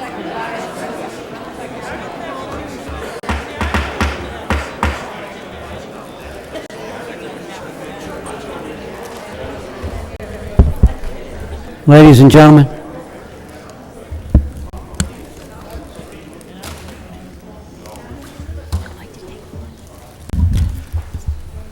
All right.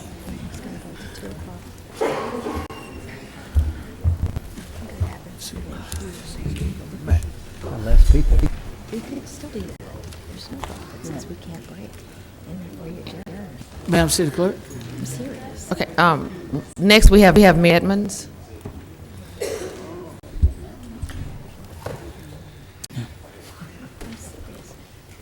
I'm not joking.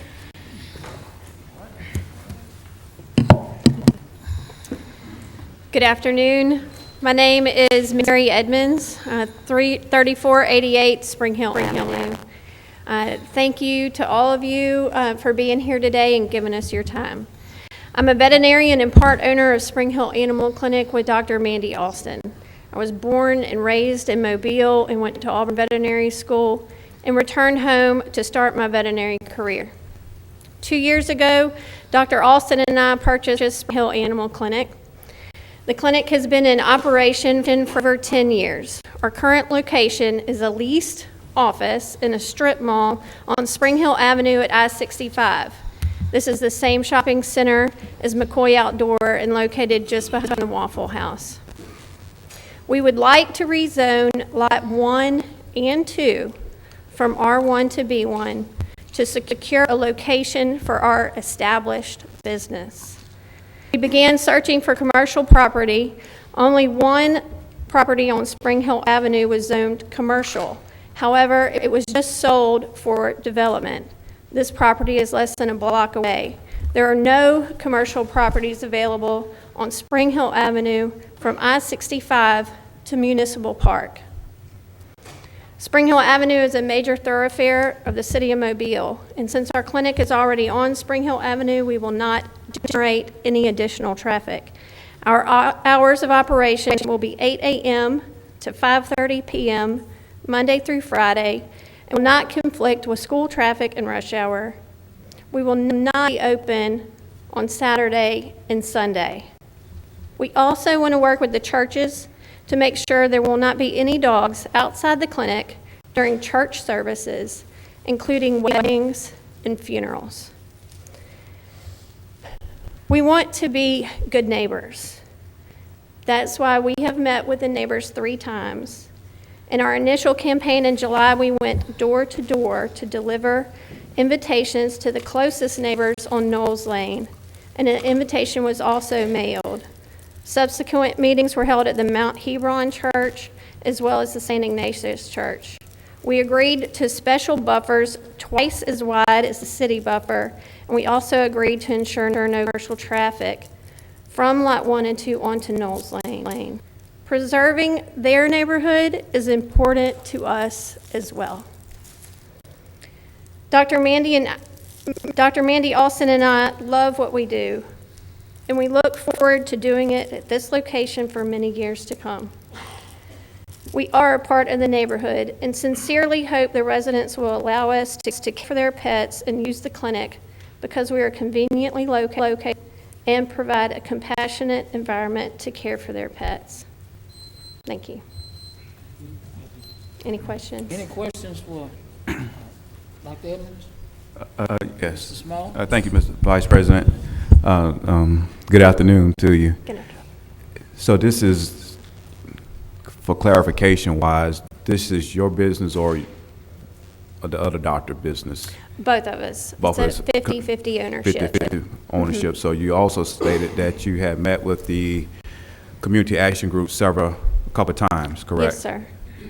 Okay, let me ask you this question here. So apparently, everybody know I haven't met you before, so it's nothing biased. Would you all be willing to say to just restrict this property right now to be one just only for our animal clinic? I am willing to review the designations for B1 and to put some limitations on that designation for these two front commercial properties.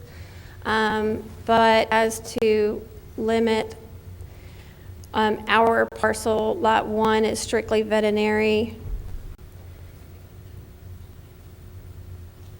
I don't know if it attests to that, but I do want to put restrictions on there to ensure that they are positive businesses for the neighborhood and for the neighborhood development.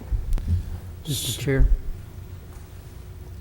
Mr. Williams? if Mr. Smalls would allow me just a second, I'd like to, would you restrict all alcohol, all tobacco, all adult entertainment, any type of sales that is contrary to family and children? Absolutely. Thank you, Mr. Chair, and sorry, Mr. Small. Yeah, and what I'm getting back to, and again, I don't know you. I do own 2 dogs, so I am a dog person, but I also am a community person. I'm here to represent the people at the same time. And just to give my quick story, I had opened up a business, and, when I opened up, the neighborhood wasn't, too fond of it at all. Matter of fact, they barked against me just like this current neighborhood is now. But when I became into establishing unity and everything, the neighbors loved me. Now they using my facility to house different community action group meetings and et cetera, because I became neighborly friendly with everyone around there, and actually brought the investment in that community up, and not down. 2 questions I have for you. One is that the project that you're proposed, and, I have built several businesses myself, but, not asking for the exact amount, but is this business that you are proposing with, from purchasing it to upgrading the lot, the building and everything, would you say that it would see, $500,000 plus or not? And the second question, not asking for the exact amount, because right now I'm just trying to see, is this going to better the community or going to harm the community as far as in, property values, as something I had heard through the chain. And the second thing is, are you all willing to invest and back into the community as far as in with the community action group and help do different things that they're trying to do throughout the community? Would like to, yes. I have enjoyed getting to know them and getting to know the history that is there, that I grew up in this same area I was not aware of. I like a lot of the opposition personally. We are just differing on the development of this property. So on that point, yes, I do honor their history and honor their legacy in this area. And I would like to see that. I'm glad that they formed their action group from my heart. And, we want to be part of the neighborhood. I would like to look back and say that we have a very similar story. That was my second question. If you, decide not to answer my first question, I truly understand. Monetary, but I'm just thinking about the investment purpose of, the concerns is it's going to down the neighborhood or it's going to bring up the neighborhood.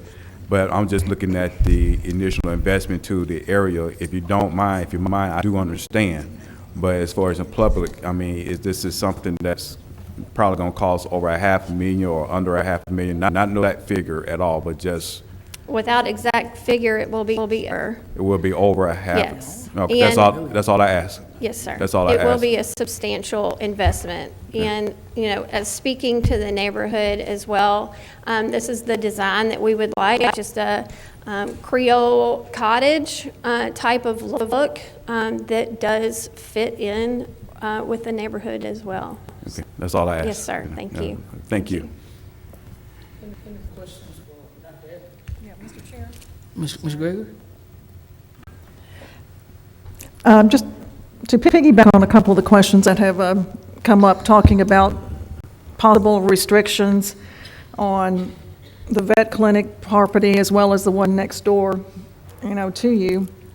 You mentioned you're willing to look at some of the things under a B1 that you would be willing to maybe limit once you sell, and/or possibly even yours if you should desire to do something else. Yes, ma'am. I know the B1 list is pretty long, and it gets a little confusing because some are allowed by right, and some are only allowed by planning, so it's kind of hard to tell exactly what's what.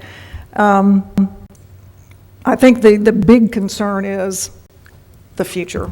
Yes, what ma'am. might go in there, what could be put in there that would be distressful, for Yes, the ma'am. neighborhood and have a large impact.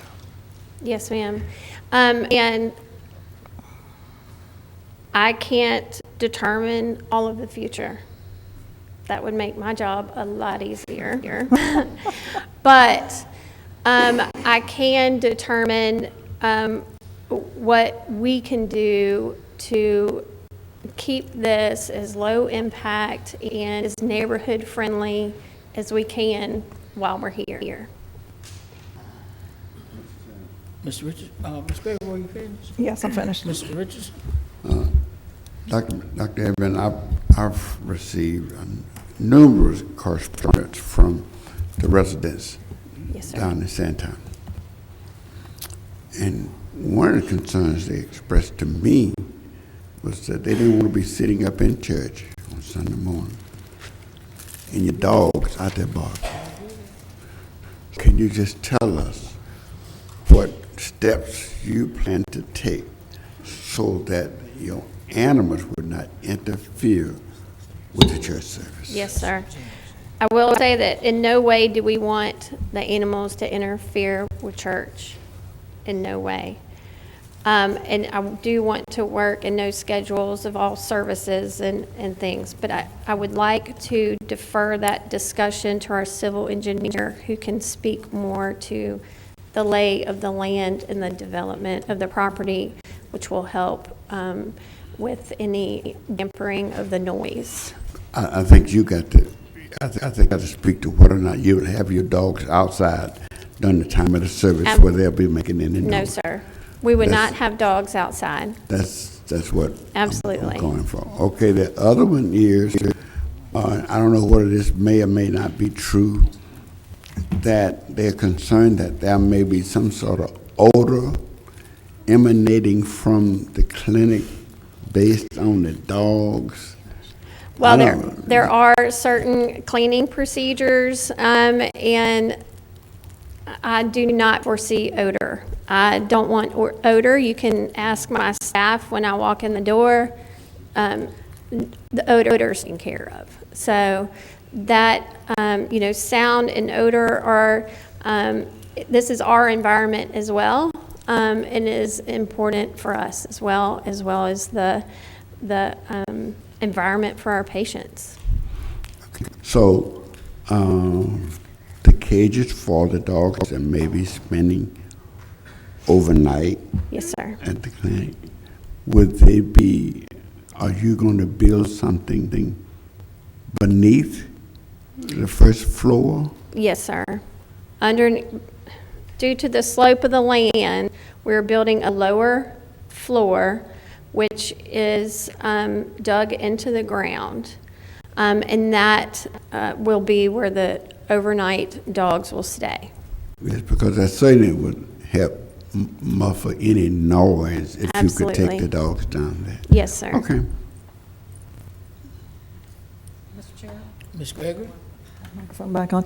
While we're talking about hours of operation and the noise and that sort of thing, I know you're for what, seven kennels that would have an outdoor? Controlled outdoor access, which would be supervised.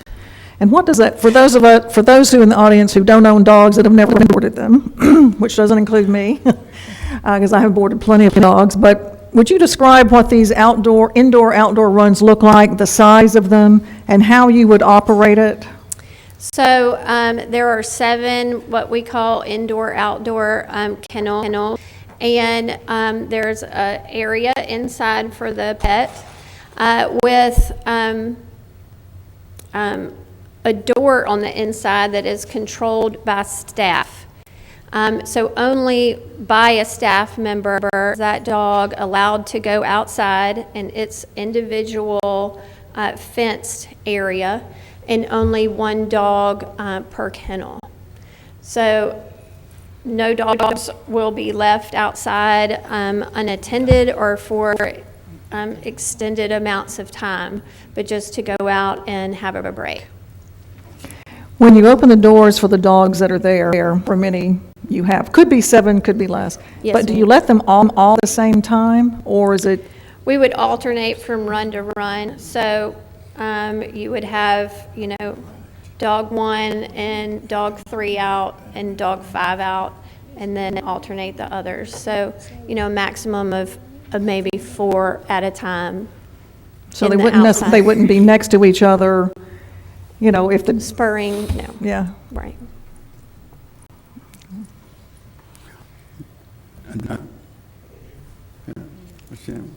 Okay, Ms. Dr. Yes, sir. Evans, we heard a lot of talk about these dogs. I have a cat, Squeaky.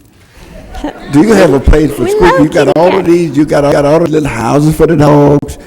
Is there a place, if I want to leave Squeaky overnight, can you house Squeaky? There will be some limited boarding for Squeaky All as right. well. Thank you.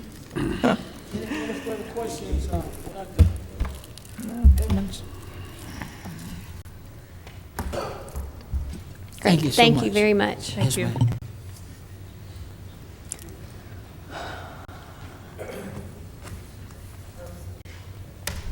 Let me ask the audience here, our waiting constituency. It's a little after 1. Were you coming to, yes, sir, you were coming with the appellant, right? Applicant. He's a 4. He's number 4. He's number 4. He's the We've had fourth 4. one. We've had 4. We've had 4 Right. in favor. So now we'll go to. No, we've only had 3. 3? It was 3. It's been a long Oh, day, ladies and wait. gentlemen, my fault. 1, the 2, fourth one. 3, 4. He's the 4th. So we're not counting Father Shields? Yeah, he was Yeah, we 1. count Father Shields. Father Shields, B.J. Lyon, Lotta, and Mary Edmonds. That's 4. That's William Mr. Lotta Lotta. hasn't spoken. Oh, he's Okay. good. Come on down, You Mr. Lotta. didn't call him if that was your order. Come on down, Mr. Lotta. I believe I'm speaker number 4. There we go. My name's William Latta. I'm with Clark Gear Latham and Associates. We're located at 3901 Spring Hill Avenue. My office is about 500 feet to the west of this site. I just want to touch on a couple of concerns that have been brought up. Y'all have asked some great questions, and so some of this will just be reaffirming that. But the noise aspect, I think it's important to reiterate that Section 39 of the Municipal Code, which contains the noise ordinance, regulates the sound level allowed in residential areas. So regardless of whether this was business or residential, the same noise levels apply. There's no difference. Y'all have had a bit of discussion about these outdoor areas for the dogs, and I think I can clarify even further these areas. If you look at the screen at these elevations, you'll see that dark hatched area at the lower rear of the building. These areas extend 10 feet beyond the rear of the building. They're enclosed, as she said, there's 7 of them, but also due to the slope of the land, they're practically underground. They're behind a retaining wall, privacy fence, and the 10-foot natural buffer that we described earlier. So a lot is being done to limit the impact of any noise in this area. One other thing I want to reiterate is these 2 commercial lots are denied access to Knowles Lane. We asked for that at the Planning Commission meeting. It's specified in condition number 4 of our subdivision approval. There can be no impact traffic-wise to Knowles Lane. Y'all have talked a little bit about the restrictions and if the applicant would be willing to restrict any uses. She commented on that. I want to further say that both of these commercial lots are regulated by PUD as approved by the Planning Commission. And as such, no changes can be made to the site without Planning Commission approval. There's no development currently shown on Lot 2. And so any use that could go there would have to go back before the Planning Commission. As part of the approval, they look at compatibility with the surroundings. So anybody who's concerned about having a voice in what future uses go on these lots will have a chance to have their voice. That's just part of the PUD process. So as such, I want to touch just a little bit on the drainage. Currently, any water that hits the site runs uncontrolled down the slope to the north. As part of this development on Lot 1, we'll capture 60% of the water that falls on Lot 1. It will be captured in our system, controlled by our detention pond, and have a controlled release into the city system. I know people have had concerns about potential mosquitoes and the such with a detention pond. This is not a wet pond. This pond will be dry after every event. Was at the time. Ladies and gentlemen, when you hear the sound of the bell, that's your time. I don't mean to be rude to anybody, but that is your time. I apologize. No, it's absolutely no problem. Any questions for Mr. Latta? Mr. Daves? Mr. Latta, the drop from the front of this piece of property on Spring Hill Avenue to the rear of this piece, not just the two pieces that we're talking about, but all the way to the back, is how big is that drop? I believe it's about 65 feet. 65 feet. 65 So it's a pretty steep drop. Yeah, Pretty steep drop. Now, the second question I have is, as I'm looking at your drawing up here, so you've got a retaining wall there, and then you've got those little two areas up there on the top one that says adjacent ground elevation at top of wall. So the top of those little bricks you have there, that's the ground elevation. Yes. So if you could, right there next to the building, what is the drop from the ground elevation to the bottom of the run? So from the top of the retaining wall to the bottom of the run, I believe is about 8 feet. 8 feet. And how long is the run? 10 feet. 10 feet. So, and the entire length of the run, there's a masonry wall? Correct. So there's a masonry wall around all of these runs? Correct. Are there masonry walls between the runs themselves? No. Just wire fence or something like that? And then, so at the end of the run, what is the level of the elevation of the ground at the end of the run to the bottom of the run, if you follow me? I do follow you, and you're asking about the slope of the wall as it comes down. I believe at the end of the run, it's probably going to be about 7.25, 7.5 feet. So it goes from like 10 to 7? Is that roughly the case? So it's sunk at its shallowest part, it's sunk into the ground 7 feet or so. Would that be correct? Correct. Okay, thank you. Yeah, and if we go to the rear elevation, to just reiterate your point about the ground elevation, that hatched area to the left side up there is. Any other questions of Mr. Latta? Yes, Mr. Chair, if I Ms. might. Gregory? Just to make sure I understand about the kennels, and I know you've been describing it, but are the kennels themselves basically underground, or is it just the retaining wall is higher than where the kennels would be? So the top floor of the building, I mean, you can see the change on the outside. That is approximately the difference in the floors. And so that top floor is, even with the adjacent grade at the front, it slopes slightly to the rear, And at the rear, the adjacent grade is 8 feet. So essentially, that lower half is built into the ground. And because the kennels are off the back of it, they are essentially built into the ground as well. And so the reason for doing this then would be to what, absorb any noise? Yeah, it would deflect any noise. I have a question about the drainage too, while you're here. Yes, ma'am. We've heard a lot about the drainage, and with the slope like it is, 60-foot drop, I wasn't aware that was exactly what it was. I knew there was a pretty good drop. But the area already gets a lot of stormwater, and it runs just like buckets, worse than that, down toward 3 Mile Creek.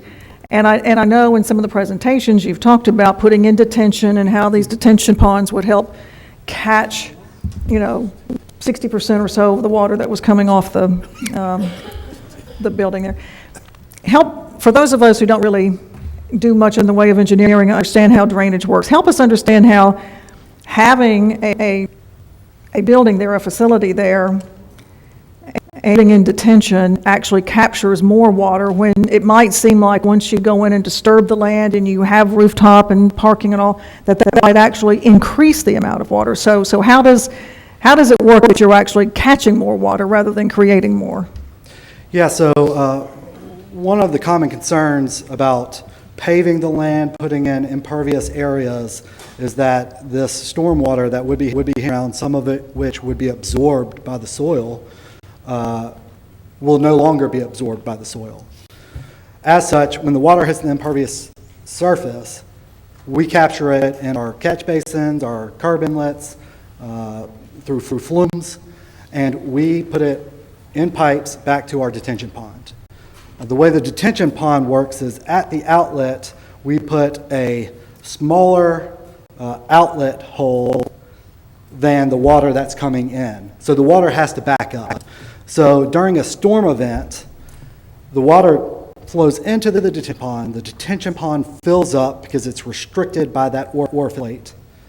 And that orifice plate restricts the water flowing to a predetermined rate, which is equal or less to the pre-development rate. That's specified in the floodplain ordinance. We cannot increase that number. So as the water flows out over a more extended period of time, the pond drains, everything goes back to an ambient condition. And there's a cemetery in back, and I know there's a lot of concern about any extra stormwater flowing into that cemetery. Is this detention pond going to take care of that, or? It would definitely help that situation. Now, we're not disturbing that rear lot, so the natural conditions exist, but as part of this development, it will absolutely improve it. Because that detention pond then would capture the water from the front part. Correct. Whereas, and then the back part where it would remain wooded, then water from there would still flow down toward 3 Mile Creek. Well, without disturbing the land, we can't really Yeah, I mean, change the condition. staying in its natural condition. But you would be capturing the water from up front. Correct. And so it would definitely improve the condition. I can't say we would capture all the water going to the rear because of the natural conditions, but Now, if someone was to develop on that back property back there that is to remain residential, what do they have to do as far as detention? so the same regulations that apply to us would apply to them. They're looking at complying with the floodplain ordinance, and they would be restricted to the pre-development rates as specified in that ordinance. And that's even for single family, no matter if it's one house or multiple homes? So I believe if you do residential, there's a credit. Nick Amberger Nick can speak Amberger's more to here. He could this. probably speak to There's some of a that. 4,000 square foot credit for residential if it were developed, which I think furthers the need for the commercial up front, because if there were 24 lots plus a public road, you're looking at some potential additional stormwater runoff as opposed to commercial. We do not get that credit. Right. And a lot that's to the west of where the vet clinic is proposed, if it was to be developed, they too would have to deal with stormwater. Yes, ma'am. Same guidelines that nothing changes? That we have to Correct. Trying to catch the stormwater in a detention area. Mhm. Okay, we may have some more drainage questions later, Nick, so just stand by. Thanks. Thanks, I appreciate it. I'm happy to take any of those questions. Yeah. Any other? Any further questions from Ms. Williams? Thank you so much. Thank y'all. Okay, that's 4. Yes, ma'am. Yes, ma'am. All right. The opposition, Yes, ma'am. Barbara Smith.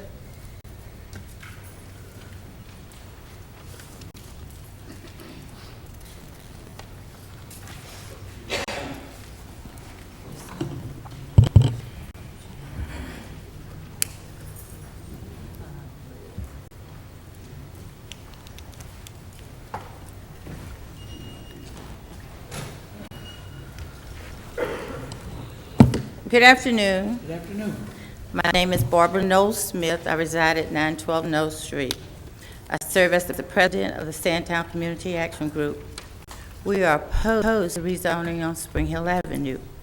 In response to my August 1st to the Planning Commission, the office has told me that the state codes and state enabling measures were appropriately applied in the staff recommendation of denial, and that the professional staff and planners stand by their recommendation of denial. There have been no changes in this immediate area. In fact, the homes that surround this property are the same homes that surrounded this property 30 years ago. The rezoning of this property benefits Dr. Edmonds and her team. There are no benefits to the residents of Knowles Street, the Sandtown community, and the Spring Hill residents located in close proximity. We are opposed. Dr. Edmonds and her teams want you to believe that they are sensitive and concerned about our needs. Not one resident in the surrounding vicinity was contacted until after all plans had been finalized and submitted to the commission. No input was solicited from us by anyone. Everything was kept in secret. St. Ignatius has declined to enter into any discussion with us on keeping this property R1. As you've seen, beautiful homes can be built on this property. They have the drawings. There is documented need for more residential living in Spring Hill, not an animal clinic. Sandtown is an historic area.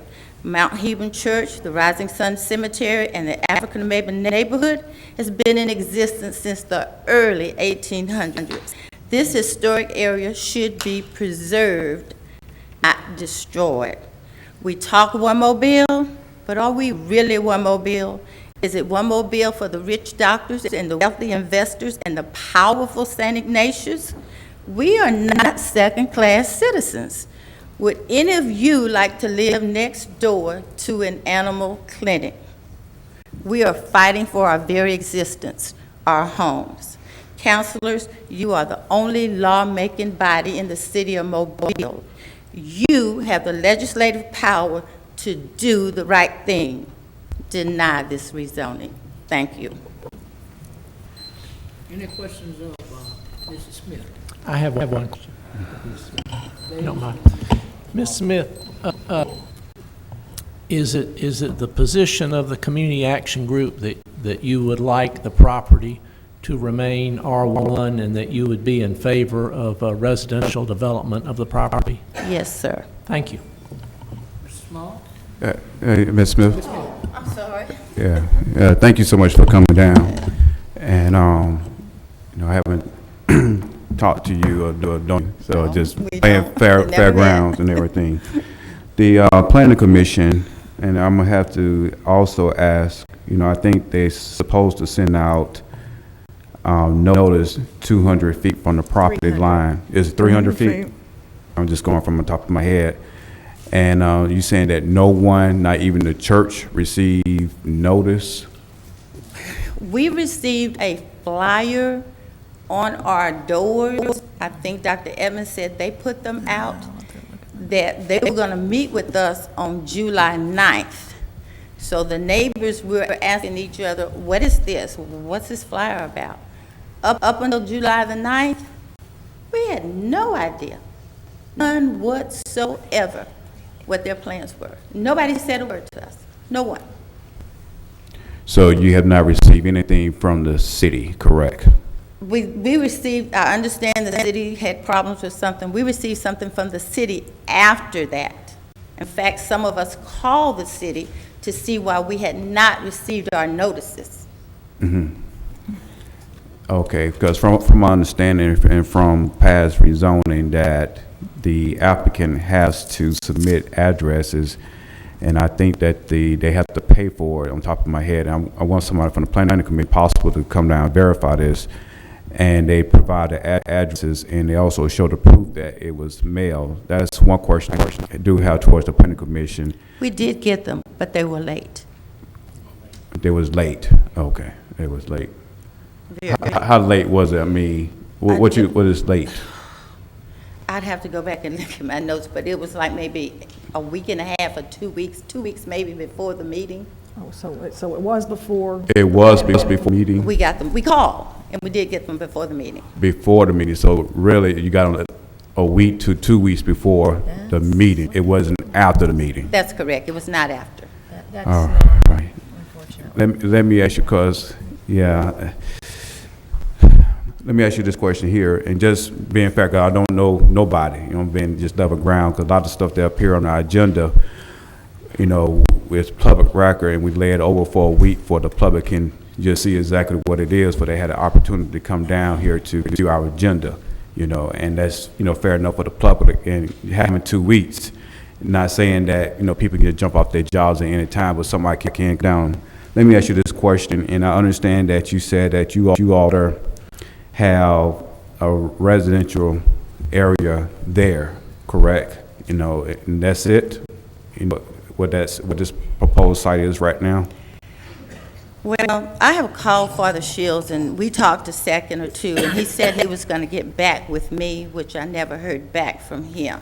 So we've not had any discussion with the owner in terms of, and I'm a member of St. Ignatius. I live next door to the priest of St. Ignatius. My granddaughter goes to St. My kids went to St. Ignatius. Father Shields did not return my call because we wanted to have a discussion with him. So my question is again, Smith, would you, only thing that you want to see at this site is just residential, correct? At this point, our home was there, and we'd like to see homes put back there. Okay. Do you know, and I'm just asking a question, so that's the only thing that you want to see is homes, correct? At this point, unless we wanted to discuss some things with Father Shields, but at this point, that's our only option. Mm-hmm. Okay, and I know, and I'm just trying to get clarification, not trying to put you on no jury trial or anything like that, but do you know in the city of Mobile, like, and I know, for instance, that, you know, the cemetery is right down the street on Knowles, so I know that the community don't have no issue with that cemetery being back there, Rising Sun. Let me ask you this question, where the proposed clinic is right now, would you rather see the proposed clinic there or another cemetery? People in the cemetery don't bark. I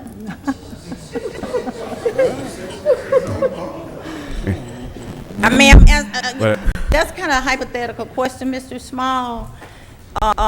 You know, I represent the Mobile, the Stantown Community Action, but that would be a discussion we would have to have. And the reason I asked that, and when trying to trip you up or throw you up on the bus or anything like that, because a cemetery, the zoning for a cemetery is R1.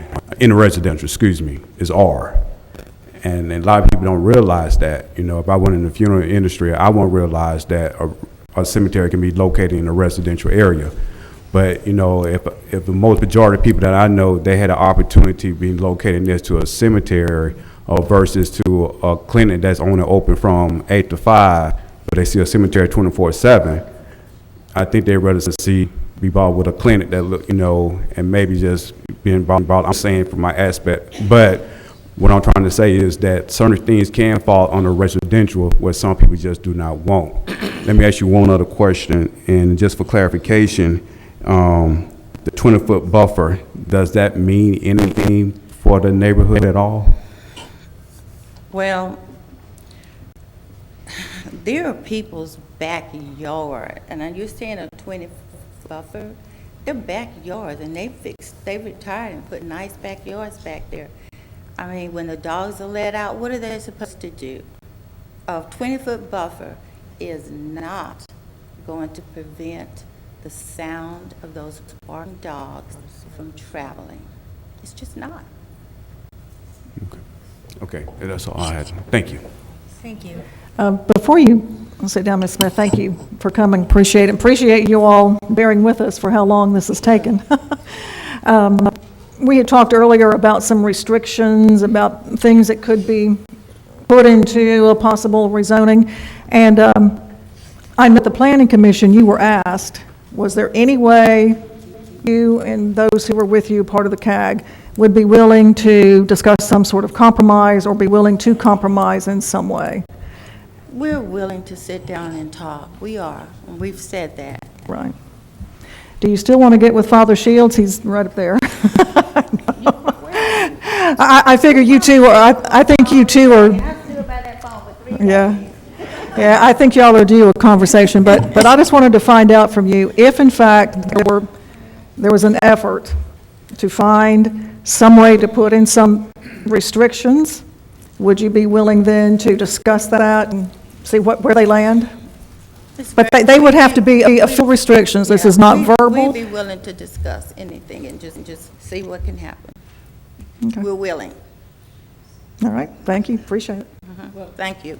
I'm happy to hear the last statement, that you're willing to discuss anything and that community is willing. And that's where I believe compromise can be found, and I'm hopeful. Sure. Hopefully that compromise can be found. Have you heard from anybody who's in this veterinary clinic of any amenities that they would be willing to add that would be beneficial to the community, other than the veterinary clinics? I've heard statement made that there really is no benefit to the community. That I think you made it, that Dr. Edmonds and investors and all will benefit, but there'd be no immediate benefit to the community. Have they indicated to you of any amenity or amenities that could be added that would be beneficial directly to this historic community? Not that I know of, no, sir. And how many meetings have you all had? 3. And when's the last one? September, well, October 2nd, it was on a Wednesday. October I think 2nd. October 2nd, Okay. Wednesday, at St. Ignatius. Yes, ma'am. Thank you. Thank you. Jacqueline Hunter, and following Ms. Hunter is Charles Blackledge.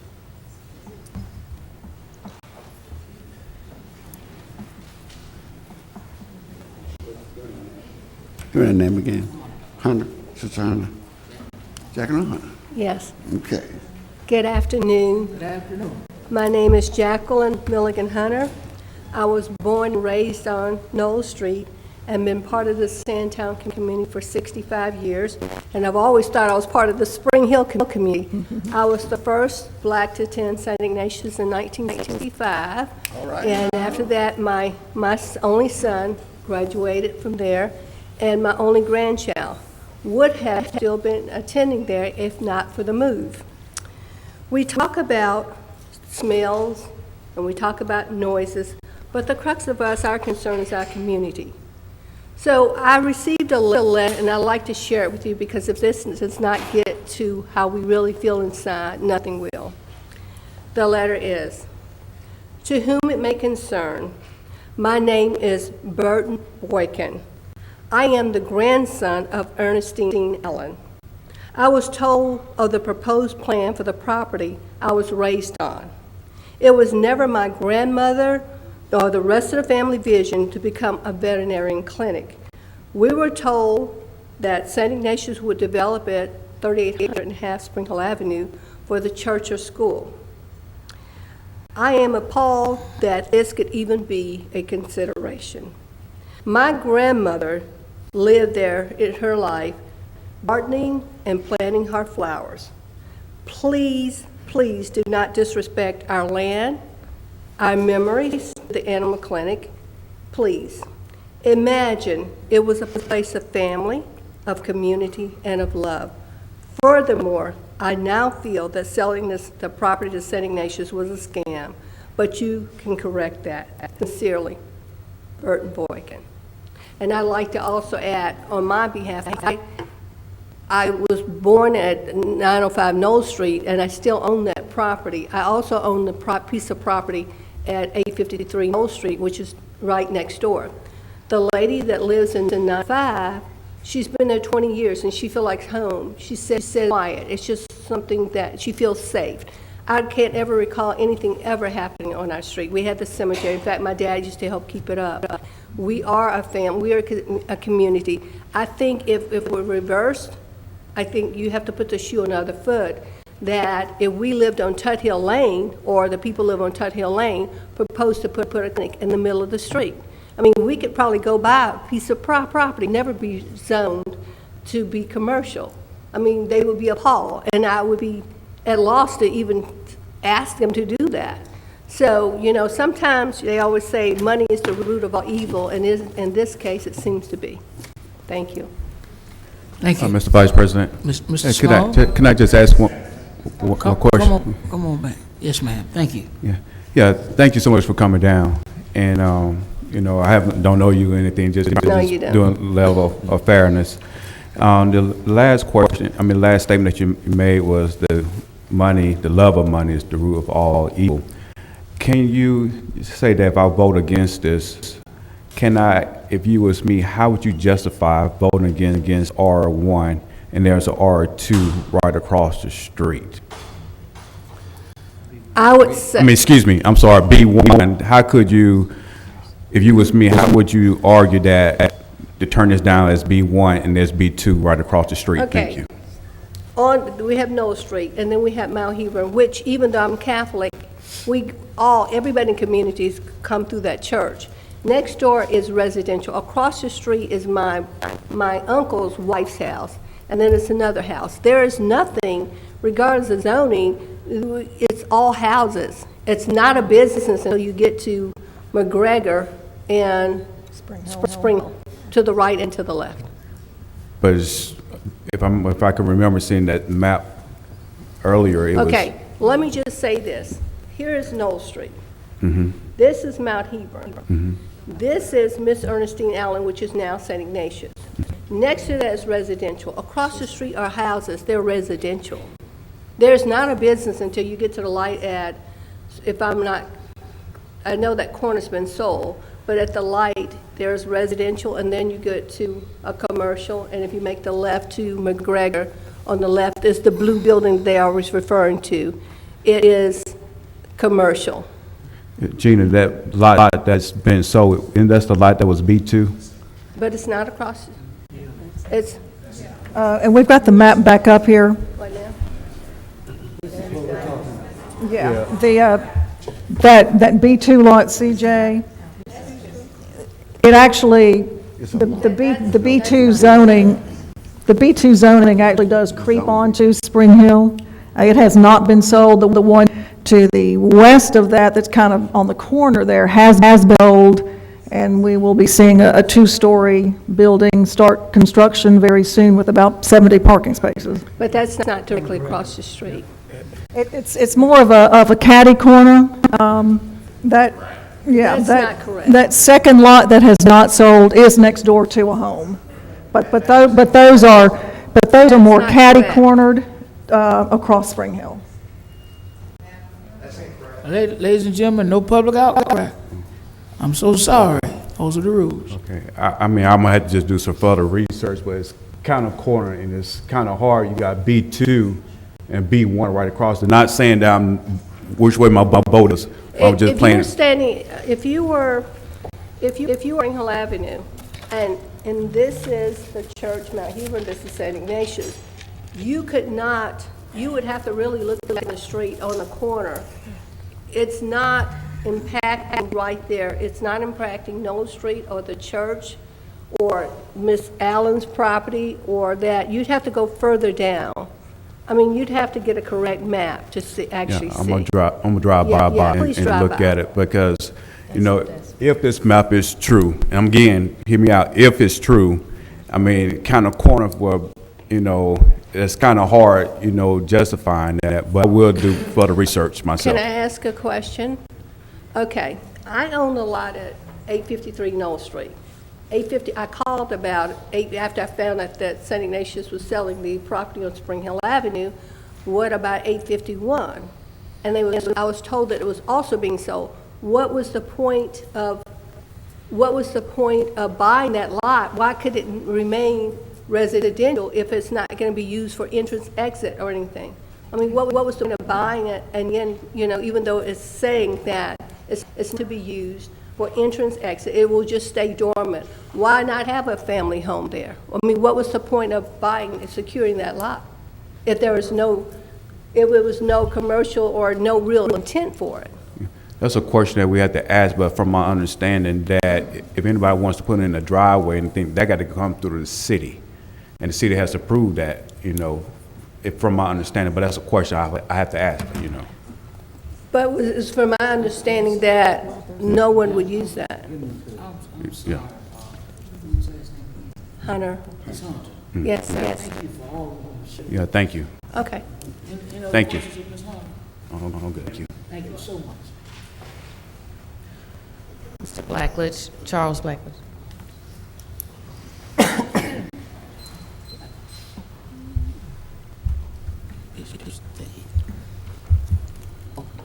Good morning. Good morning. Good morning. Yes, My sir. name is Charles Blackledge.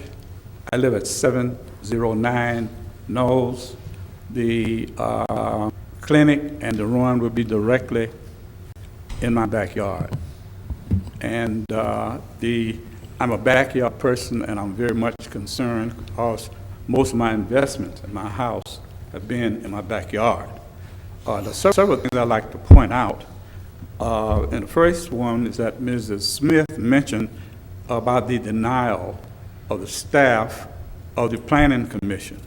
But what I would like to add are the specific reasons that the Planning Commission staff recommended denial of the rezoning from R1 to B1. And it says that this request is recommended for denial due to the following. One, the applicant has not sufficiently proven that there are indeed changes in the area which make the rezoning necessary and desirable. Two, the applicant has not sufficiently proven that there is a need to increase the number of sites available to business and industry. My concern is the possibility of noise and odors. I don't know if a 10-foot buffer or 20-foot buffer, whatever that is, would cease that. Ms. Smith also pointed out that we were not notified officially by the city of this proposed rezone. Our street has been ignored by the city for the last 10 years. Our street has not been swept. 10 years. There are bushes, the street is narrow, and there are bushes that hang out on the right of way. When a car pulls down the street, we have to pull over for another car to pass.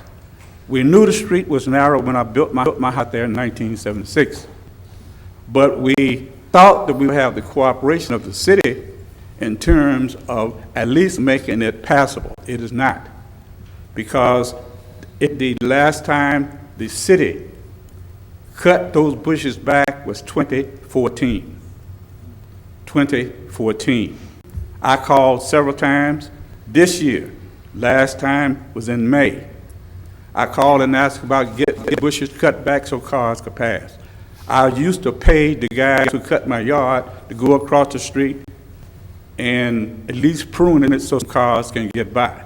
We have got no cooperation from this city on that particular issue. And we've been calling, and we see that the level of being ignored has increased in terms of not being able to get anything done. the specific property at 3802 Spring Hill Avenue has been a dumping ground for St. Ignatius Church for the last 8 years.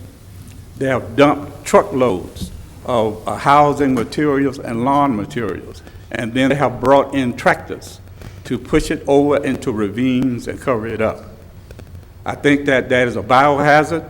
The report from the staff. Dr. Blackledge, I'm so sorry, but your time has expired. Okay, thank you very much. Yes, sir. Are there any questions of Dr. Blackledge here? Mr. Chair, if I might. Yes, ma'am. And I appreciate you coming and reminding us about all those bushes. Mrs. Smith has actually sent some photos, and I sent them on to the city arborist. They actually came and just did some cutting, but they were not able to do all those high-hanging limbs and things that she sent a picture of, and I think you're talking about. So as far as I know, and Barbara, unless you've talked to Peter since I have, they are still planning to get out there and take care of those. When you all contact me, I turn around and contact the staff or have to send it to 311 to try to get them out there to do what they need to do. So I really hate that you've had to call so many times. That shouldn't happen. You know, when you call 311, they put it into their system and they report to which department gets that type of work, and then they are supposed to send crews out to take care of it. I know when Barbara had contacted me about those bushes and sent me the photos, I thought the work had been done because I knew they had gone out to at least look at the entrance area. But what they didn't do, or they couldn't do because they didn't have the right equipment, I think is what he said, were the higher hanging bushes that are, I guess, are they still hanging? They have not been cut? They are still hanging. They're still hanging, and the low bushes are still hanging 2 feet out into the street. Right, because I know it's a very narrow street. Mr. DeLapp is sitting here. He is over that department. He's nodding his head. So I think part of the problem was getting some equipment out there, Jim, as I recall. So we just need to make sure that that's taken care of. Yeah, we'll follow up on it. Can I ask a question about your street, sir? Is it a 25-foot wide right-of-way? Is it narrow? Some of that property might be private? And it is narrow right at the Spring Hill intersection, and that's where the bushes hang out. And we have a line of sight problem. Mrs. Smith and I met with someone from the forestry department named Cody. He came out, he looked at the line of sight issues. I think that was sometime last month, to remove these branches that were hanging where we can't see how to make a left turn to get out on Spring Hill. You still can't see to get out? And that has not occurred. Okay. We need to get back out there and look at that. Dr. Blackledge? Yes, sir. Sir. Do you have a pen handy? You got pen? one? An ink pen? Yeah. Okay. Currently, there is no appeal to a 311 complaint. I contacted Matt Stimpson. That's Matt Stimpson.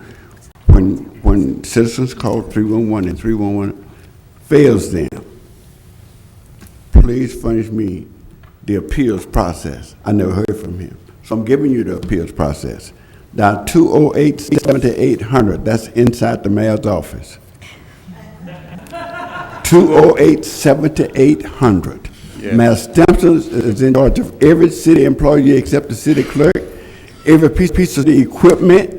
In other words, you can call us all day. It's against for us to give instructions for anybody to go out there and do anything. That's his, reserved by law for him to handle it.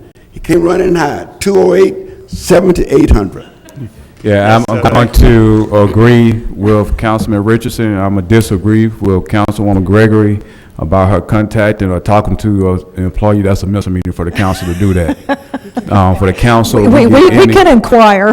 We can inquire, but we cannot instruct or tell. Is it possible? And then, Is it possible? Could you maybe, if, you know. Yeah, it's for us to, either we get complaints from the citizen, and just making this clear. I know. We get complaints from the citizen, we have to report it to out of 311 ourselves, or contact the mayor and let him dispute the city employee. That's a misdemeanor for Ms. Gregory to talk to any employee and tell them to go out there and cut the bushes.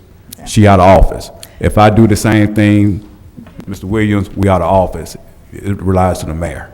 Use that number. Okay. Thank you. Before we get off this subject, though, I know you brought up the question about the staff report and then the planning commission's ruling, and I've heard that you don't have to And that's okay. I'm going to ask a question Take of... it to me? No, it's okay. I'm going to ask a question of the staff over here, so don't worry. You can go ahead and have a seat. You don't have to stay there. Okay. But we have heard some questions about the staff report versus the planning commission. I've heard that come up at a couple of meetings, and I don't think I see Shayla here anymore. But, Shayla's here. is she here? Yes. Oh, you're here. Do you mind? And I see Margaret with you, so Margaret's up there. we have double trouble. Okay. They can also verify the addresses too, Yeah, and when the city's letters went out.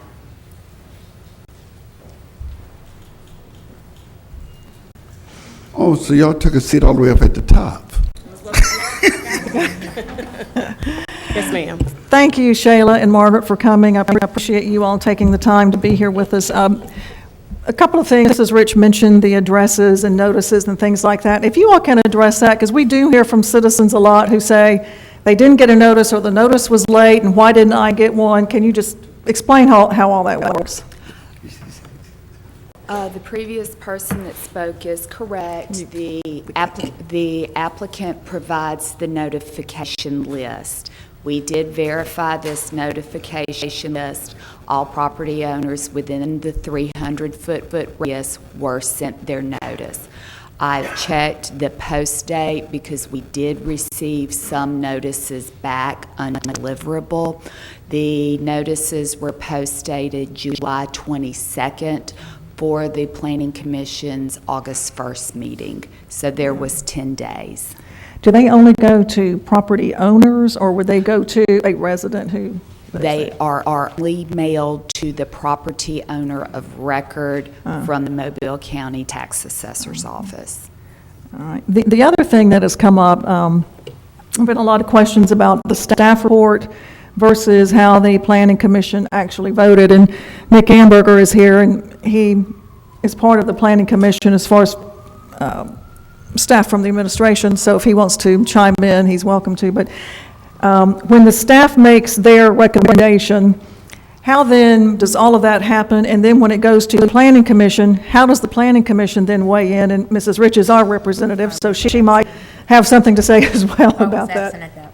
Yeah, she was absent at the meeting, yes. I can give you some background on the staff report. The specific recommendations, Margaret will have to respond to that. Well, and also conditions are usually set within, in each department, don't they sign off? And Right. So by ordinance, we're required to put together the staff report and a recommendation. All of that information is based on the application that was presented. So by that time, we have not had any opportunities for public input or feedback. But the planning staff has an opportunity to weigh in on matters regarding future land use, existing conditions. We're relying on our subdivision regulations rules, and then there's some things outlined in the state code that we try to adhere to as it relates to the report itself. It's routed to a number of departments: engineering, traffic engineering, urban forestry, fire. Multiple city departments are asked to comment on that staff report. It is a recommendation. It is in it to the Planning Commission in advance of the meeting, but with the understanding that it is an information source that is used as a factor in determining a final decision. The public hearing is the opportunity for the Planning Commission to receive additional information, either by the applicant or by impacted property owners. So it is a source of information that is used in the overall determination from the Commission. Any questions relative to the staff's recommendation, Margaret can help you answer. If the Planning Commission, if the staff recommends denial and then the Planning Commission turns around and approves, are there then some conditions that are set with that? Yes. Frequently, as a matter of fact, typically, when staff has recommended denial, we will prepare for the meeting a list of recommended conditions if the commission is inclined towards approval. That way, the commission has them to review, the applicant and others have an opportunity to address them. However, the staff's recommendation on the application was for denial, but the conditions were ready and presented to the commission at the public hearing when they were moving towards approval. Do you have anything you want to? Questions for either of these two fine city officials? Before you go, and I'm sorry, I know I'm prolonging this, but there's just a lot that has come up that I think we just need to make sure to hit on. We've been talking a lot about B1 and what a B1 is and all the different uses under B1. How generally are B1s used if they are abutting residential? I mean, we read that they are buffer businesses. Can you describe kind of what buffer business means and why we even have that as part of our code? Well, I'll just start out by saying buffer businesses are generally the types of light commercial uses that are supportive of a neighborhood. That's sort of the lens by which we use to determine whether a business qualifies for that designation. All right. Any other questions? I only have one, and if it's already been asked, and I just simply didn't hear it. I was looking at the uses as B1 and and notification. Is there a time limit before, it's according to the council and to my research, I can't find where a time is set. It's got to be there 5 days before, or a week before, or mailed 2 weeks before. Is there a standard for mailing notifications on rezoning? On a rezoning, to my knowledge, no. Subdivision is established by state code and it's 5 days. Okay, thank you. Thank you. All right. Thank you all. Thank you, appreciate it. Rob Brown?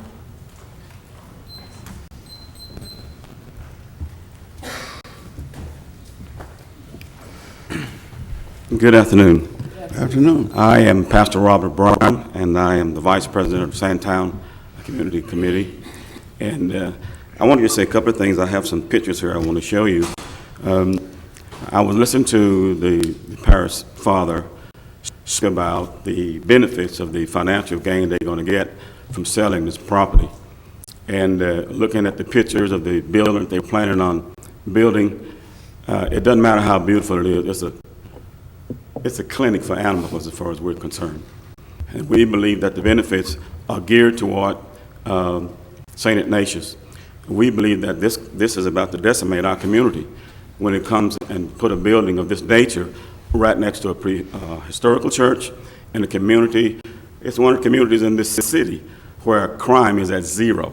I've lived there for 24 years. I've never seen a police officer. We believe that this is something sacred. We believe it's something that we take to heart. We know that Ms. Edmond has met with us on occasions. She's a decent human being, but we believe that there's some other place that she needs to consider putting this animal clinic. I took it upon myself to take a few photos. This particular photo is of a piece of property that's about 80 yards from St. Ignatius, and it's been for sale for probably 2 decades. And for some reason, it's still for sale. This particular piece of property here. What is it? What is this zoning designation? It's a piece of property that's for sale.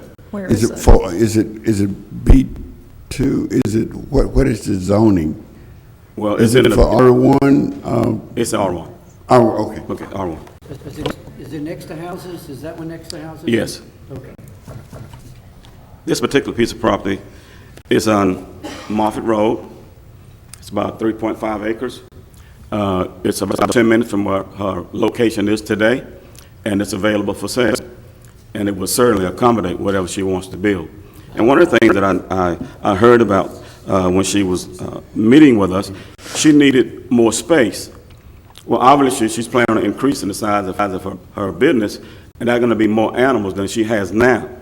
And so I don't know what this building is going to accommodate, but for us, it means there's going to be more animals brought into our area. They've given us a lot of comforting words about it's not going to affect us. but that's going to change our neighborhood, and we absolutely do not want it there. This particular photo here is a piece of property that doesn't have a sale sign on it, but it's been in the same condition for the last 24 years as I lived in this area. It's about 200 yards from the piece of property she wants to buy right now, and I'm sure it would be sufficient for what she needs to do. This particular piece of property, it's the last one I'll show you, is on Benton Spur Road, be ideal for what she wants to do. So I'm going to ask that the people at St. Ignatius, even though we have heard, we've heard a lot of details from them, from their lawyers, their engineers. This is a heart issue for us. We're not anti-progressive, but we believe they need to pay attention to what we're presenting here today.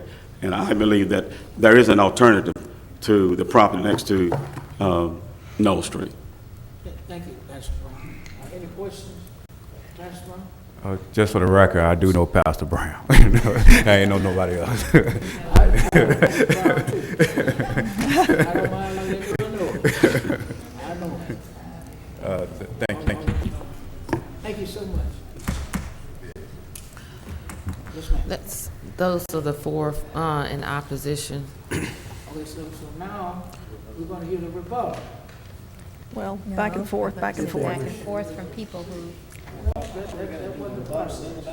Want to hear the rebuttal? No. After that, if somebody wanted to add, they'd have better feeling. No, I think what we need to do is let them go back and forth until Pro and con. nobody's left, and then have a final rebuttal. that's what we said. That's what we said, yeah. What we said was we're going to have 4 people who in support and 4 people who in opposition. Then we can have the rebuttal.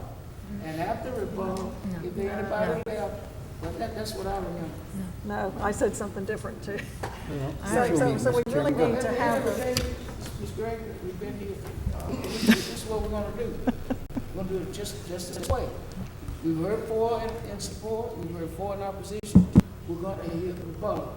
Is anybody here that would like to offer this? We got one. Got 2 hands? Yes, ma'am, come on. Make sure that that's who they want. That's your, Is this the individual that you all would want to offer the rebuttal?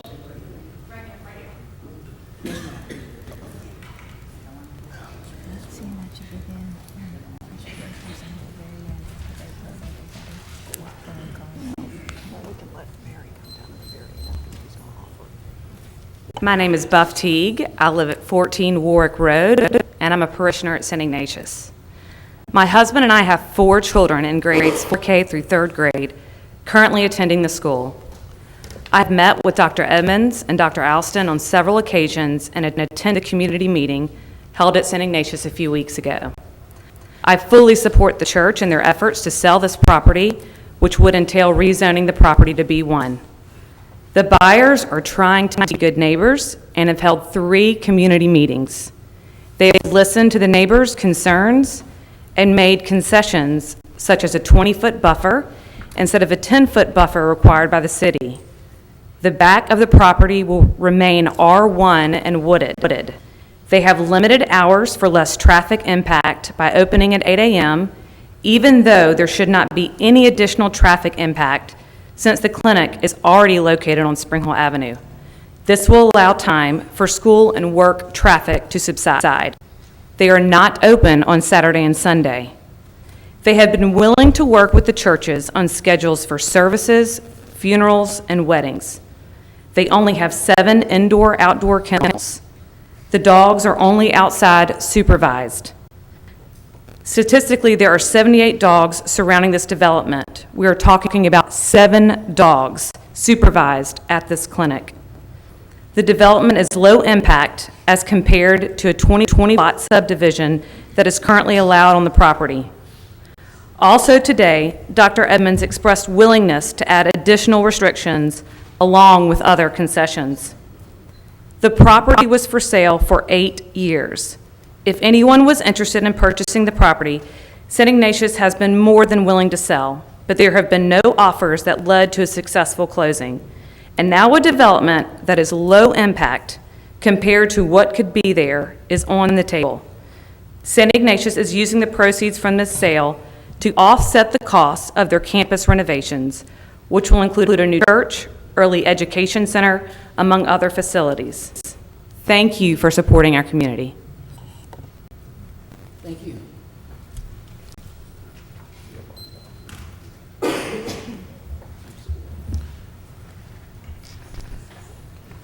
Yes, ma'am.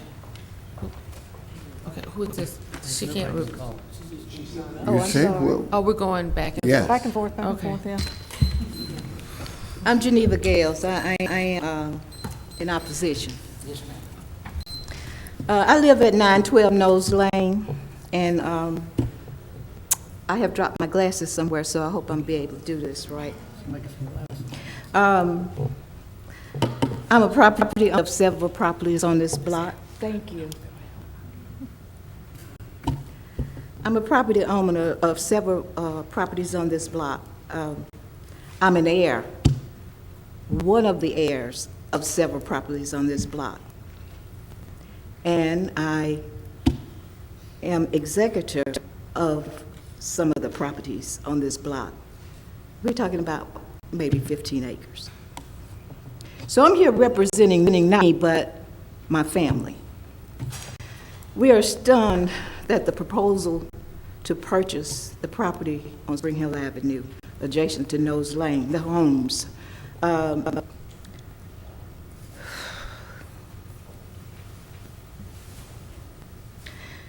applicant submitted to you that they are doing all they can to make the residents comfortable.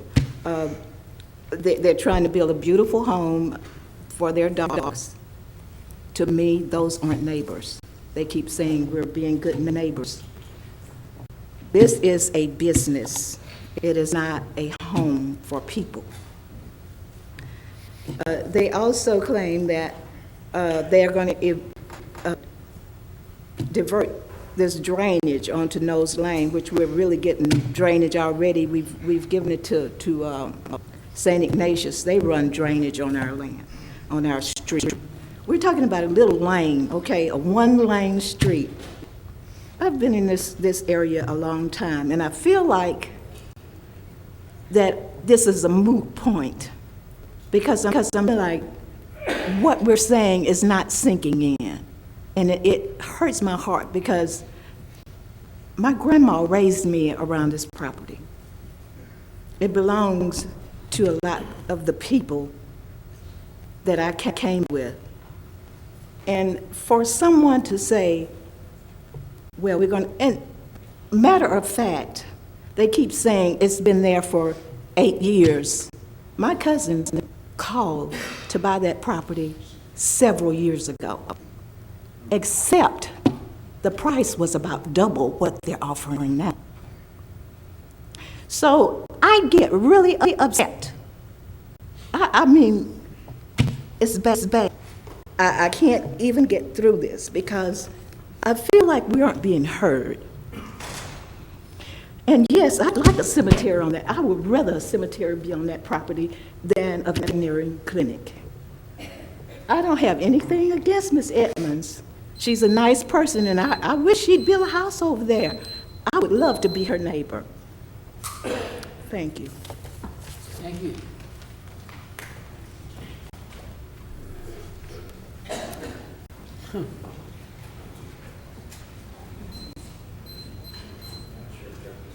If you all could be certain to give us your home address, please. When you come, your name and your home address, if you don't mind. Good afternoon. My name's Libby LaCour. My home address is 600 Shenandoah Road North. I've heard several comments about St. Ignatius being rich and powerful, and I just want to assure you that I'm neither of those.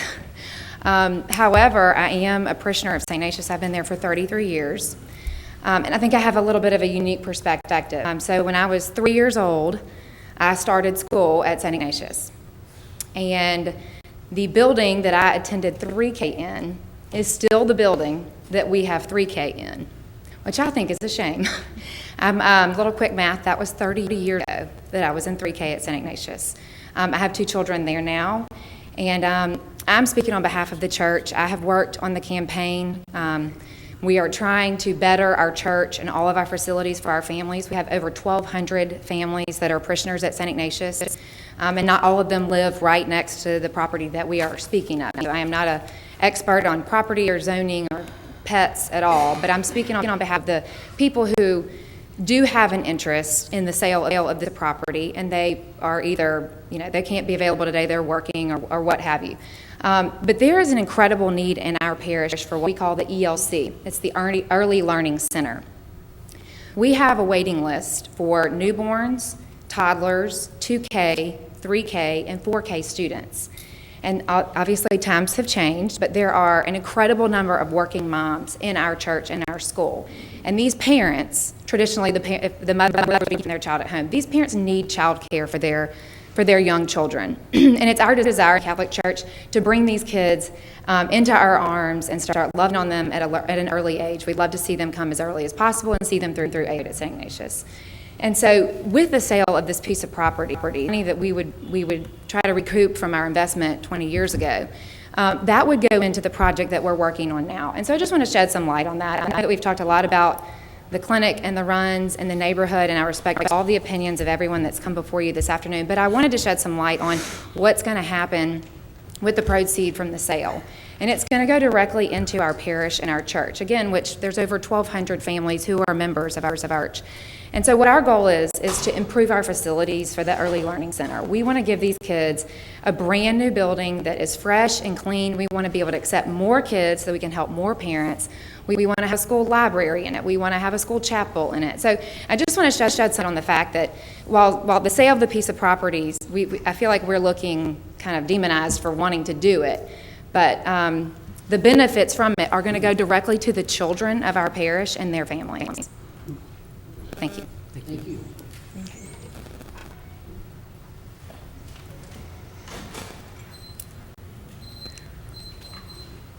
Good afternoon. I'm Nathaniel Wilder Jr. I'm here representing the African Methodist Episcopal Zion Church, particularly the Mobile District. We have a church next door to the property that they are trying to build the animal shelter on. That church been there for 145 years. And we do not think that our animal shelter should be built next to that church. And as I sit in here and listen to everything today, it is not about the animal clinic.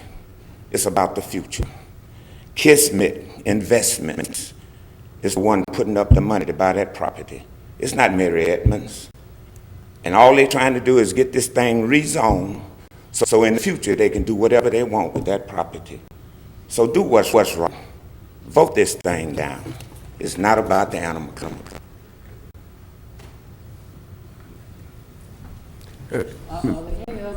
Yeah, Mr. Chairman, can I ask you a question, real? No, I do know real too, yes, for the record. And just to get clarity, you said it's not about the animal clinic, it's about the future. The future. So there was some discussion earlier today on this dais that it would just be zones just strictly for animal clinic,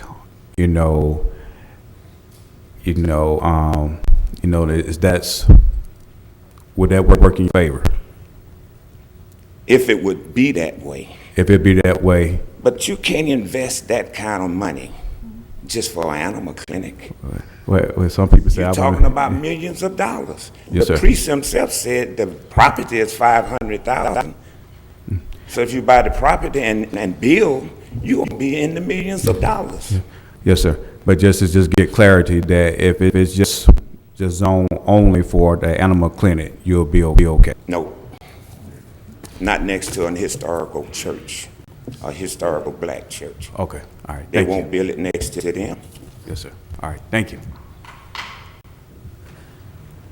Is there anyone else that would like to speak on this particular exercise?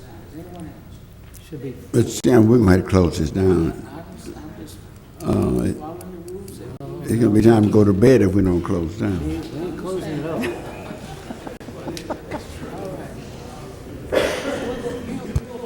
I'm in favor.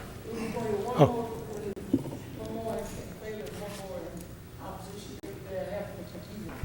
Well, we want the applicant. The applicant did come No. That's before this. Well, Mary would come back and ask us to lay over for a couple of weeks so she could hold meetings. I'm Merrill Thomas. I live at 6 Drury Lane. I'm the owner and qualifying broker for Merrill P. Thomas Company, a commercial real estate development and brokerage company. I represented St. Ignatius initially when this property was purchased 19 years ago, and I'm representing them in the sale of this property today. A lot of what I was going to say has already been said, so we won't cover that, but I will say that the price of this property has been the same for 8 years. That we've had 2 written offers. One was from the residential developer that I think Father Shields mentioned, who determined it was not economically feasible to do that. The problem is the topography of the property. It's 48 feet from Spring Hill Avenue to the north end of the property. Consequently, there's a lot of site work that's involved, which adds to the price and to the usability of the property. In my opinion, this property's highest and best use is commercial or multifamily. Dividing this property into commercial along Spring Hill Avenue and leaving dividing this property into a commercial along Spring Hill Avenue and leaving the rear property single family with additional side yard buffers is a good compromise and an appropriate use for this property. I appreciate your interest in hearing everybody on this particular application, and I would be glad to answer any questions that you may have about the contract or the interest we've had. Mr. Thomas, has the asking price ever changed? It has not changed. We have solicited, give us a written offer. We've had 2 in 8 years.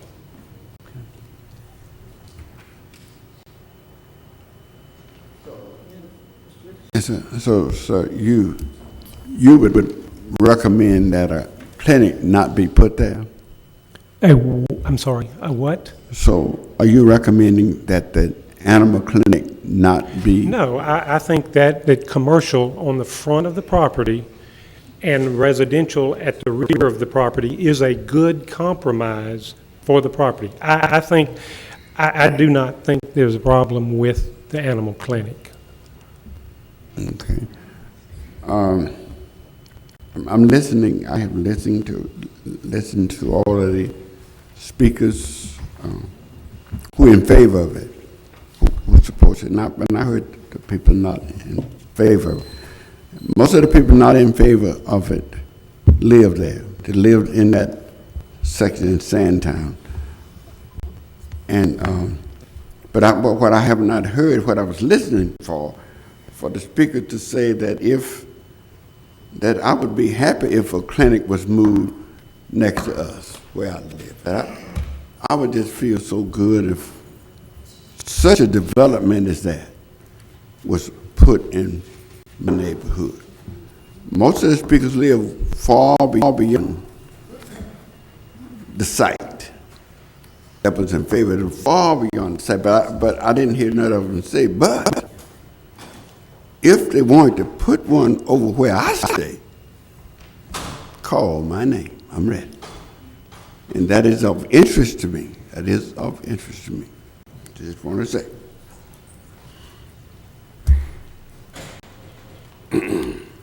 Anybody else? Questions of Mr. Thomas? Thank you. Thank you.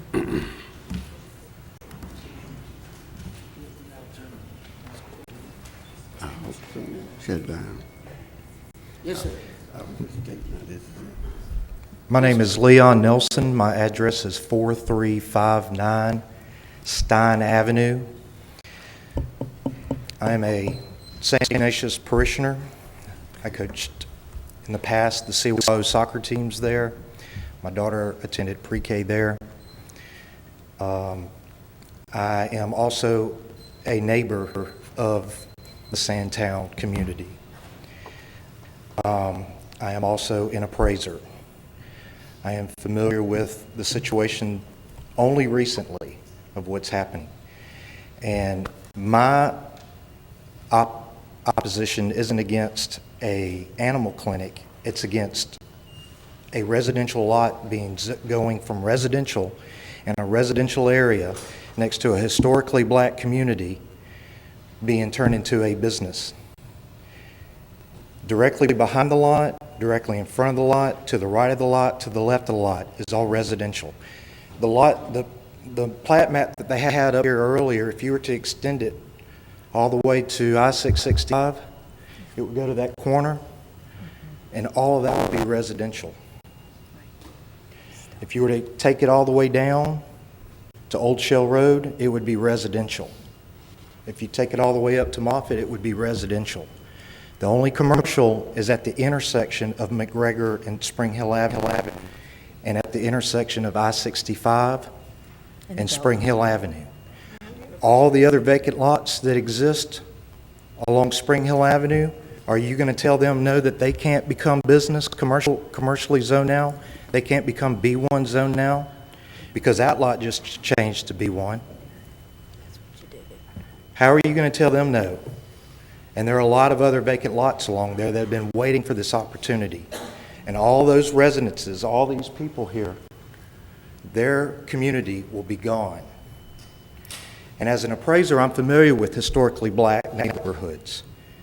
They stay in those neighborhoods for generations and generations and generations.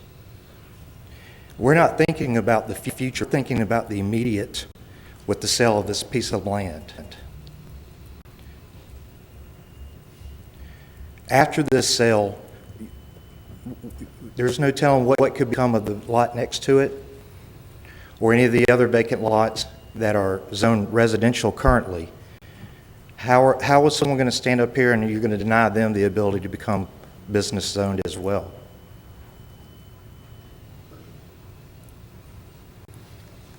And you spoke earlier about the value of a cemetery.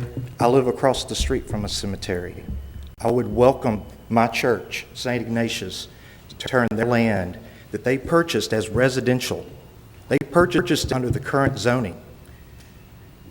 I would welcome it to become a cemetery for our parishioners. And speaking to my other neighbors, they would as well. And I don't have anything against the animal clinic, but it's just not the proper place for it. Any questions of this particular speaker? If not, thank you. Thank you. And that will conclude our public hearing on this particular issue. Thank you for all that you've offered and all of your time. This is a very passion-led agenda item. You've got church members who own the property not agreeing on what to do and how to move forward. Mr. Chair, Ms. Gregory? I had hoped that Dr. Edmonds was going to come back to the podium. She had spoken with me earlier before we came in, and I thought she was going to come to the podium, but if we left speak, we would need to let somebody else on the other side. Well, I can tell you what she said and what she offered if you don't mind. All right. That way she would Save a little time? All right. This, of course, has been the public hearing. We are not slated to vote today because it is the first read, so any of our first reads, we always lay over for at least 1 week. Dr. Edmonds and I had spoken, and she suggested a 2-week holdover that would give her and some others an opportunity to come together to talk. A very small group to talk about potential restrictions that could be written into the document. It's something they've all talked about here. So it already has a 1-week layover. She's asked for 2 weeks in order to get this group together. It would be a very small group, picking from people who represent the various areas who we have heard from. So that's what she has asked for, and I think given what we have heard today, I ask my colleagues if you're willing to do that. If not, then it will be back on the agenda next week for a vote. It would be 2 weeks is what she requested. And I think if we're trying to put together a meeting, then it probably will take about that long.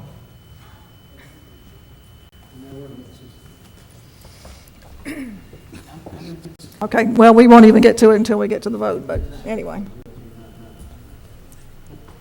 Thank you, Ms. Gregory. Thank you to all of you all. Just one more thing, Vice President, and to a couple of people that had mentioned about the comment about the cemetery, where I had stated, you know, a cemetery, many people don't know that they can be into a residential area. What I was trying to make a statement as in what else can go into a residential area, you know, and that's the thing about it we have to be up against.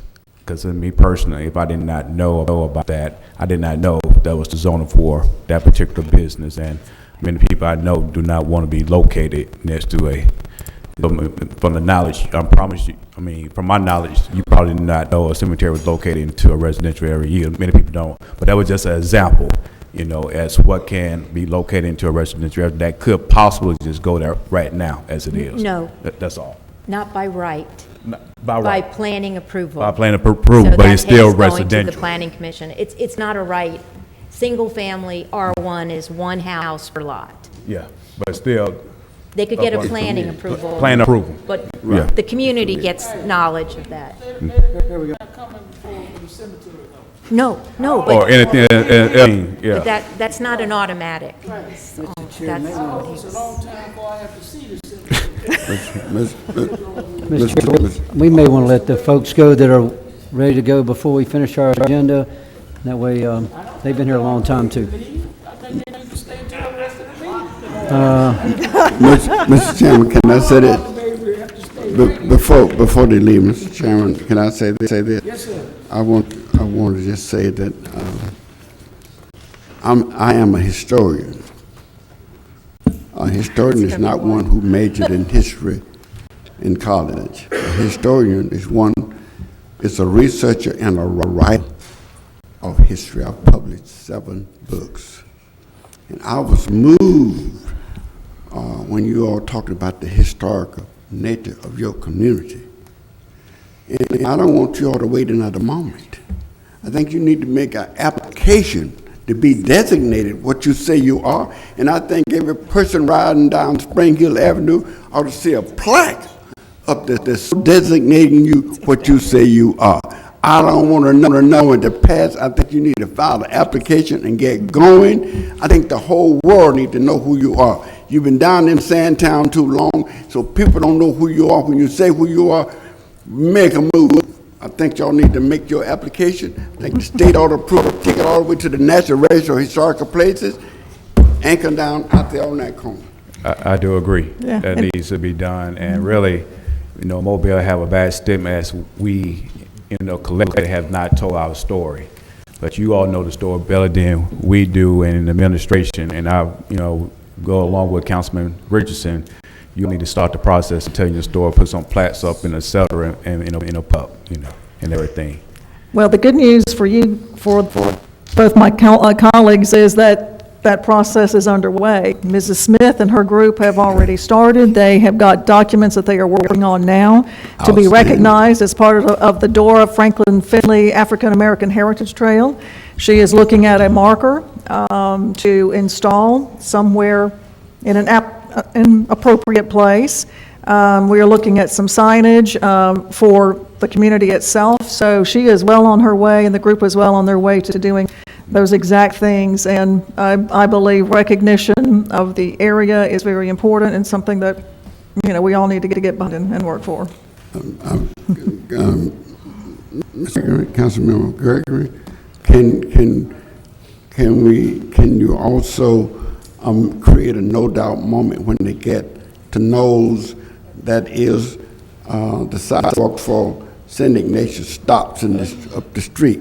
Can we bring them on down to Knowles? Bring sidewalks on down to Knowles. Put a park up there, put lights up there. So when they get there, it's a no doubt moment. Am I there? Yes, I'm there. Yeah, Councilman Dave says that all contributions are welcome from all council districts. Anytime we build, anytime anybody builds, they are required to put in sidewalks. So sidewalks in front of either of those two buildings as they are going up will be required. And certainly any continuation of any sidewalks that are needed, we'll look at that. But yes, indeed, there are a lot of possibilities for recognizing this community, from a pocket park to putting a historical marker, things that need to be done. So yes, and be working with Barbara and her group very closely on those things. That's all great and good news. Anyone who has to leave as we continue with the rest of the agenda. No, Madam City Clerk, you have to stay. Are they all right? They don't. All of y'all ought to be made to stay.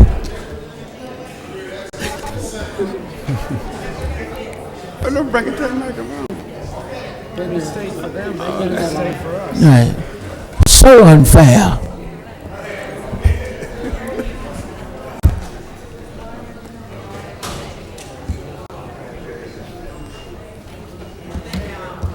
Sir? So you're going to pick those off of the speakers and try to get a balance? Before now. Because clearly she couldn't be saying us. God.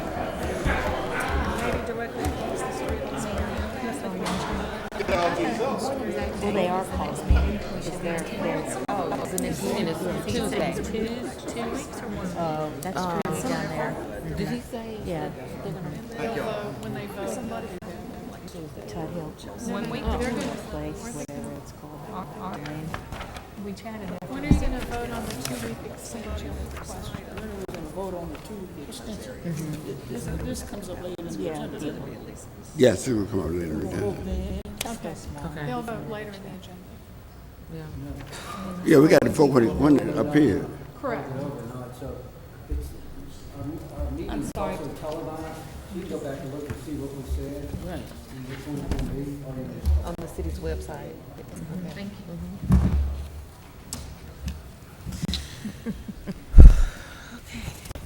Madam Clerk, I think we're ready. All right. Ordinance is held over 140388. It's to amend and restate Chapter 14, Section 14-3, 14-7, 14-8 of the Mobile City Code to authorize settlement of certain workers' compensation claims and to provide for additional regulations for certain purchases. So moved. Second. Been properly moved in second. Any discussion? If not, all in favor? Aye. Opposed? No objections. I'm going to take all of these together. 01920, authorized management agreement with SMG to manage Arthur R. Outlaw Mobile Convention Center, Mobile Civic Center, and Sanger Theater. 21921, authorized contract with Dorsch Figures and Sons for Arthur R. Outlaw Convention Center roof recovering. 2122, authorized contract with Arena Fire Protection for fire alarm system inspection and testing various city facilities. 21923, authorized contract with Zachary Davis for services as a cyber specialist apprentice for the Mobile Police Department. 21924, authorized contract with Susan Tessier for services as a senior cyber specialist for the Mobile Police Department. 31925, resolution transferring the CDBG property at 2121 Garmins Lane to Affordable Homes Gulf Coast. 926, 927, and 928 are approved an agreement for petition for approval of lump sum settlement, approving a compromise settlement petition, and also authorizing agreement and petition for lump sum settlements for Slighting, Timothy Ladner, and Joshua Pounds. So moved. Second. Probably moved in second. Any discussion? Not all in favor? Aye. Opposed? Ordinance is being introduced for the first time, 64039. Move to lay this over for 2 weeks. We would do it 1 week. We need to suspend the rules. Oh, sorry. Oh. Getting in a hurry. Motion to suspend the rules for immediate consideration of ordinance 64039. Second. Probably moved in second. Any discussion? Not all in favor? Oh, yeah. Aye. Discussion. No, this is just for waiving the rules. So Oh. we can take it up. I'm sorry, lightheaded here. Okay. 64039, rezone property located on the north side of Spring Hill Avenue from R1 to B1. Go ahead, Ms. Grace. Now it's my turn, okay.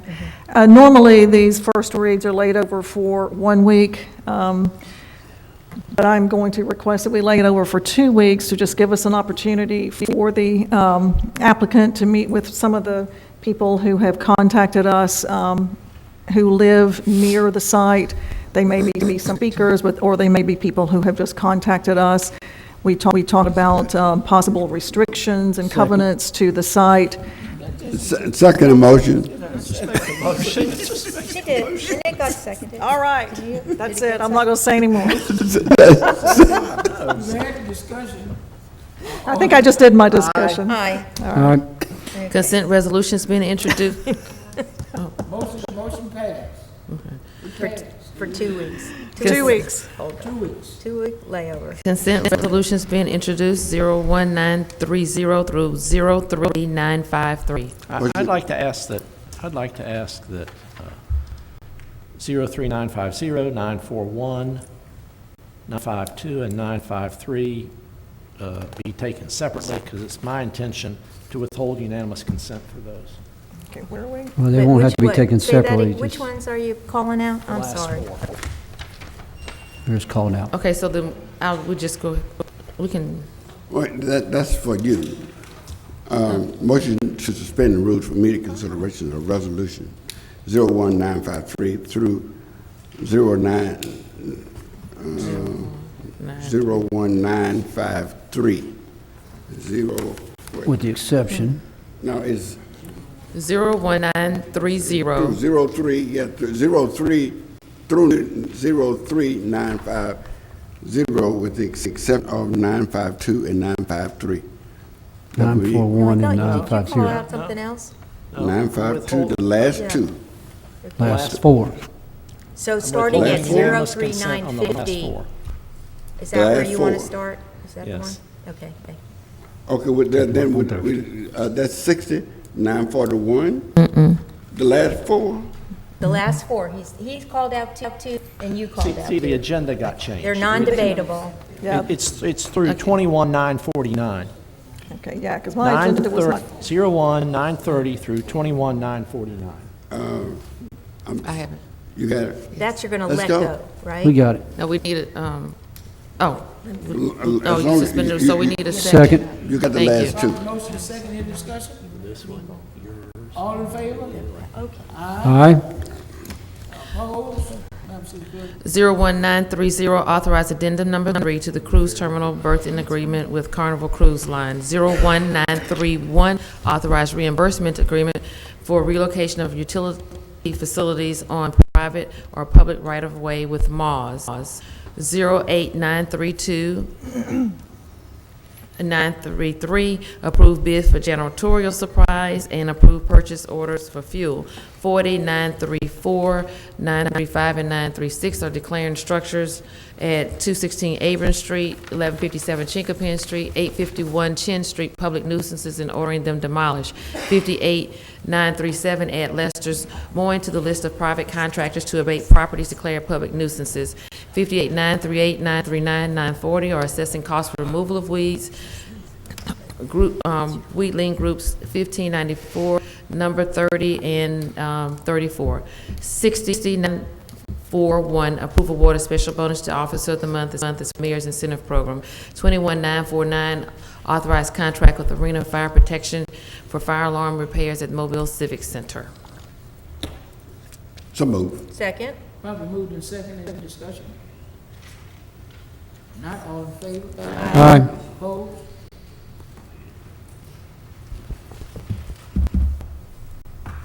Resolutions. That's, we down to resolutions. Okay, yeah, that's it. Resolutions being introduced for the first time, 08942 through 21948. Said resolution was leveled for 1 week by council rules. Announcements. Williams? Mr. Small? Yeah, just a quick announcement. I was approached last week, and I'm gonna make a notation of this, about annexation, and the individuals that came to me, I pretty much told them no, because my district is not taken care of. I need more policemen in my district. Therefore, there was a robocall that went out yesterday about me voting for things in West Mobile and not in District 3. In today's agenda and past agendas, we vote all across the city, from District 1 all the way through District 7. But again, I do appreciate the constituents that called me and told me about this, that's what's going on. But again, my number one priority is District 3, and it will stay District 3. Last week, we had a meeting about the airport at BC Rain High School. It was a meeting that was not came from my office, that was strictly from the airport authority. The mayor appoints the airport board, therefore the board appoints its executive that day, their meeting. I was present, and I have not gave an input publicly, was I for or against the airport. So again, all the information that's going out this week, that's untrue, and I will address it more in the future. Thank you, Vice President. Thank you, Mr. Small. Mr. Richardson? Yes, I am hungry. That's my announcement. Yes, sir, I'm hungry. Mr. Davis? Yes, I'd like to remind everybody of the District 5 community meeting a week from today, at 6 o'clock p.m., Westminster Presbyterian Church. The invited guests are Mayor Stempson, Public Services Director DeLapp, and Public Safety Director Barber. That's a week from today, 6 p.m., Westminster Presbyterian Church, corner of Sage and Airport. Thank you. Thank you. Just would like to thank everyone who came out last Thursday evening and all day Thursday, and actually all day Wednesday for the most part, to decorate the senior center. It was a successful event. I don't have a total what the foundation raised, but I thank Councilman Richardson for being there, and I know everyone stays busy, but again, everyone who worked on that, they're all volunteers, and everything they raise goes back into a center that's very well loved. So I would like to offer my thanks for all their dedication and service to our city. Thank you. Thank you, Mr. Chair. Just another shout out to our Public Works folks. They are doing a terrific job with all of the mowing all along the major traffic corridors. So, Jim, if you will just pass that along, appreciate it. They're doing a terrific job. I just want to say, Mr. Small, I had probably the same polling company polling in my district, and I hope to get a positive result for you after they include the polling expedition. But if you really had a question, you probably should have started with me, since I have the vote, as opposed to in my committee. But I welcome your exercise to share the positive results with, because I hope we're pretty positive. I'm working for you. Do I hear a motion? So moved. Well, don't you say discussion? I haven't heard no discussion out there. I think we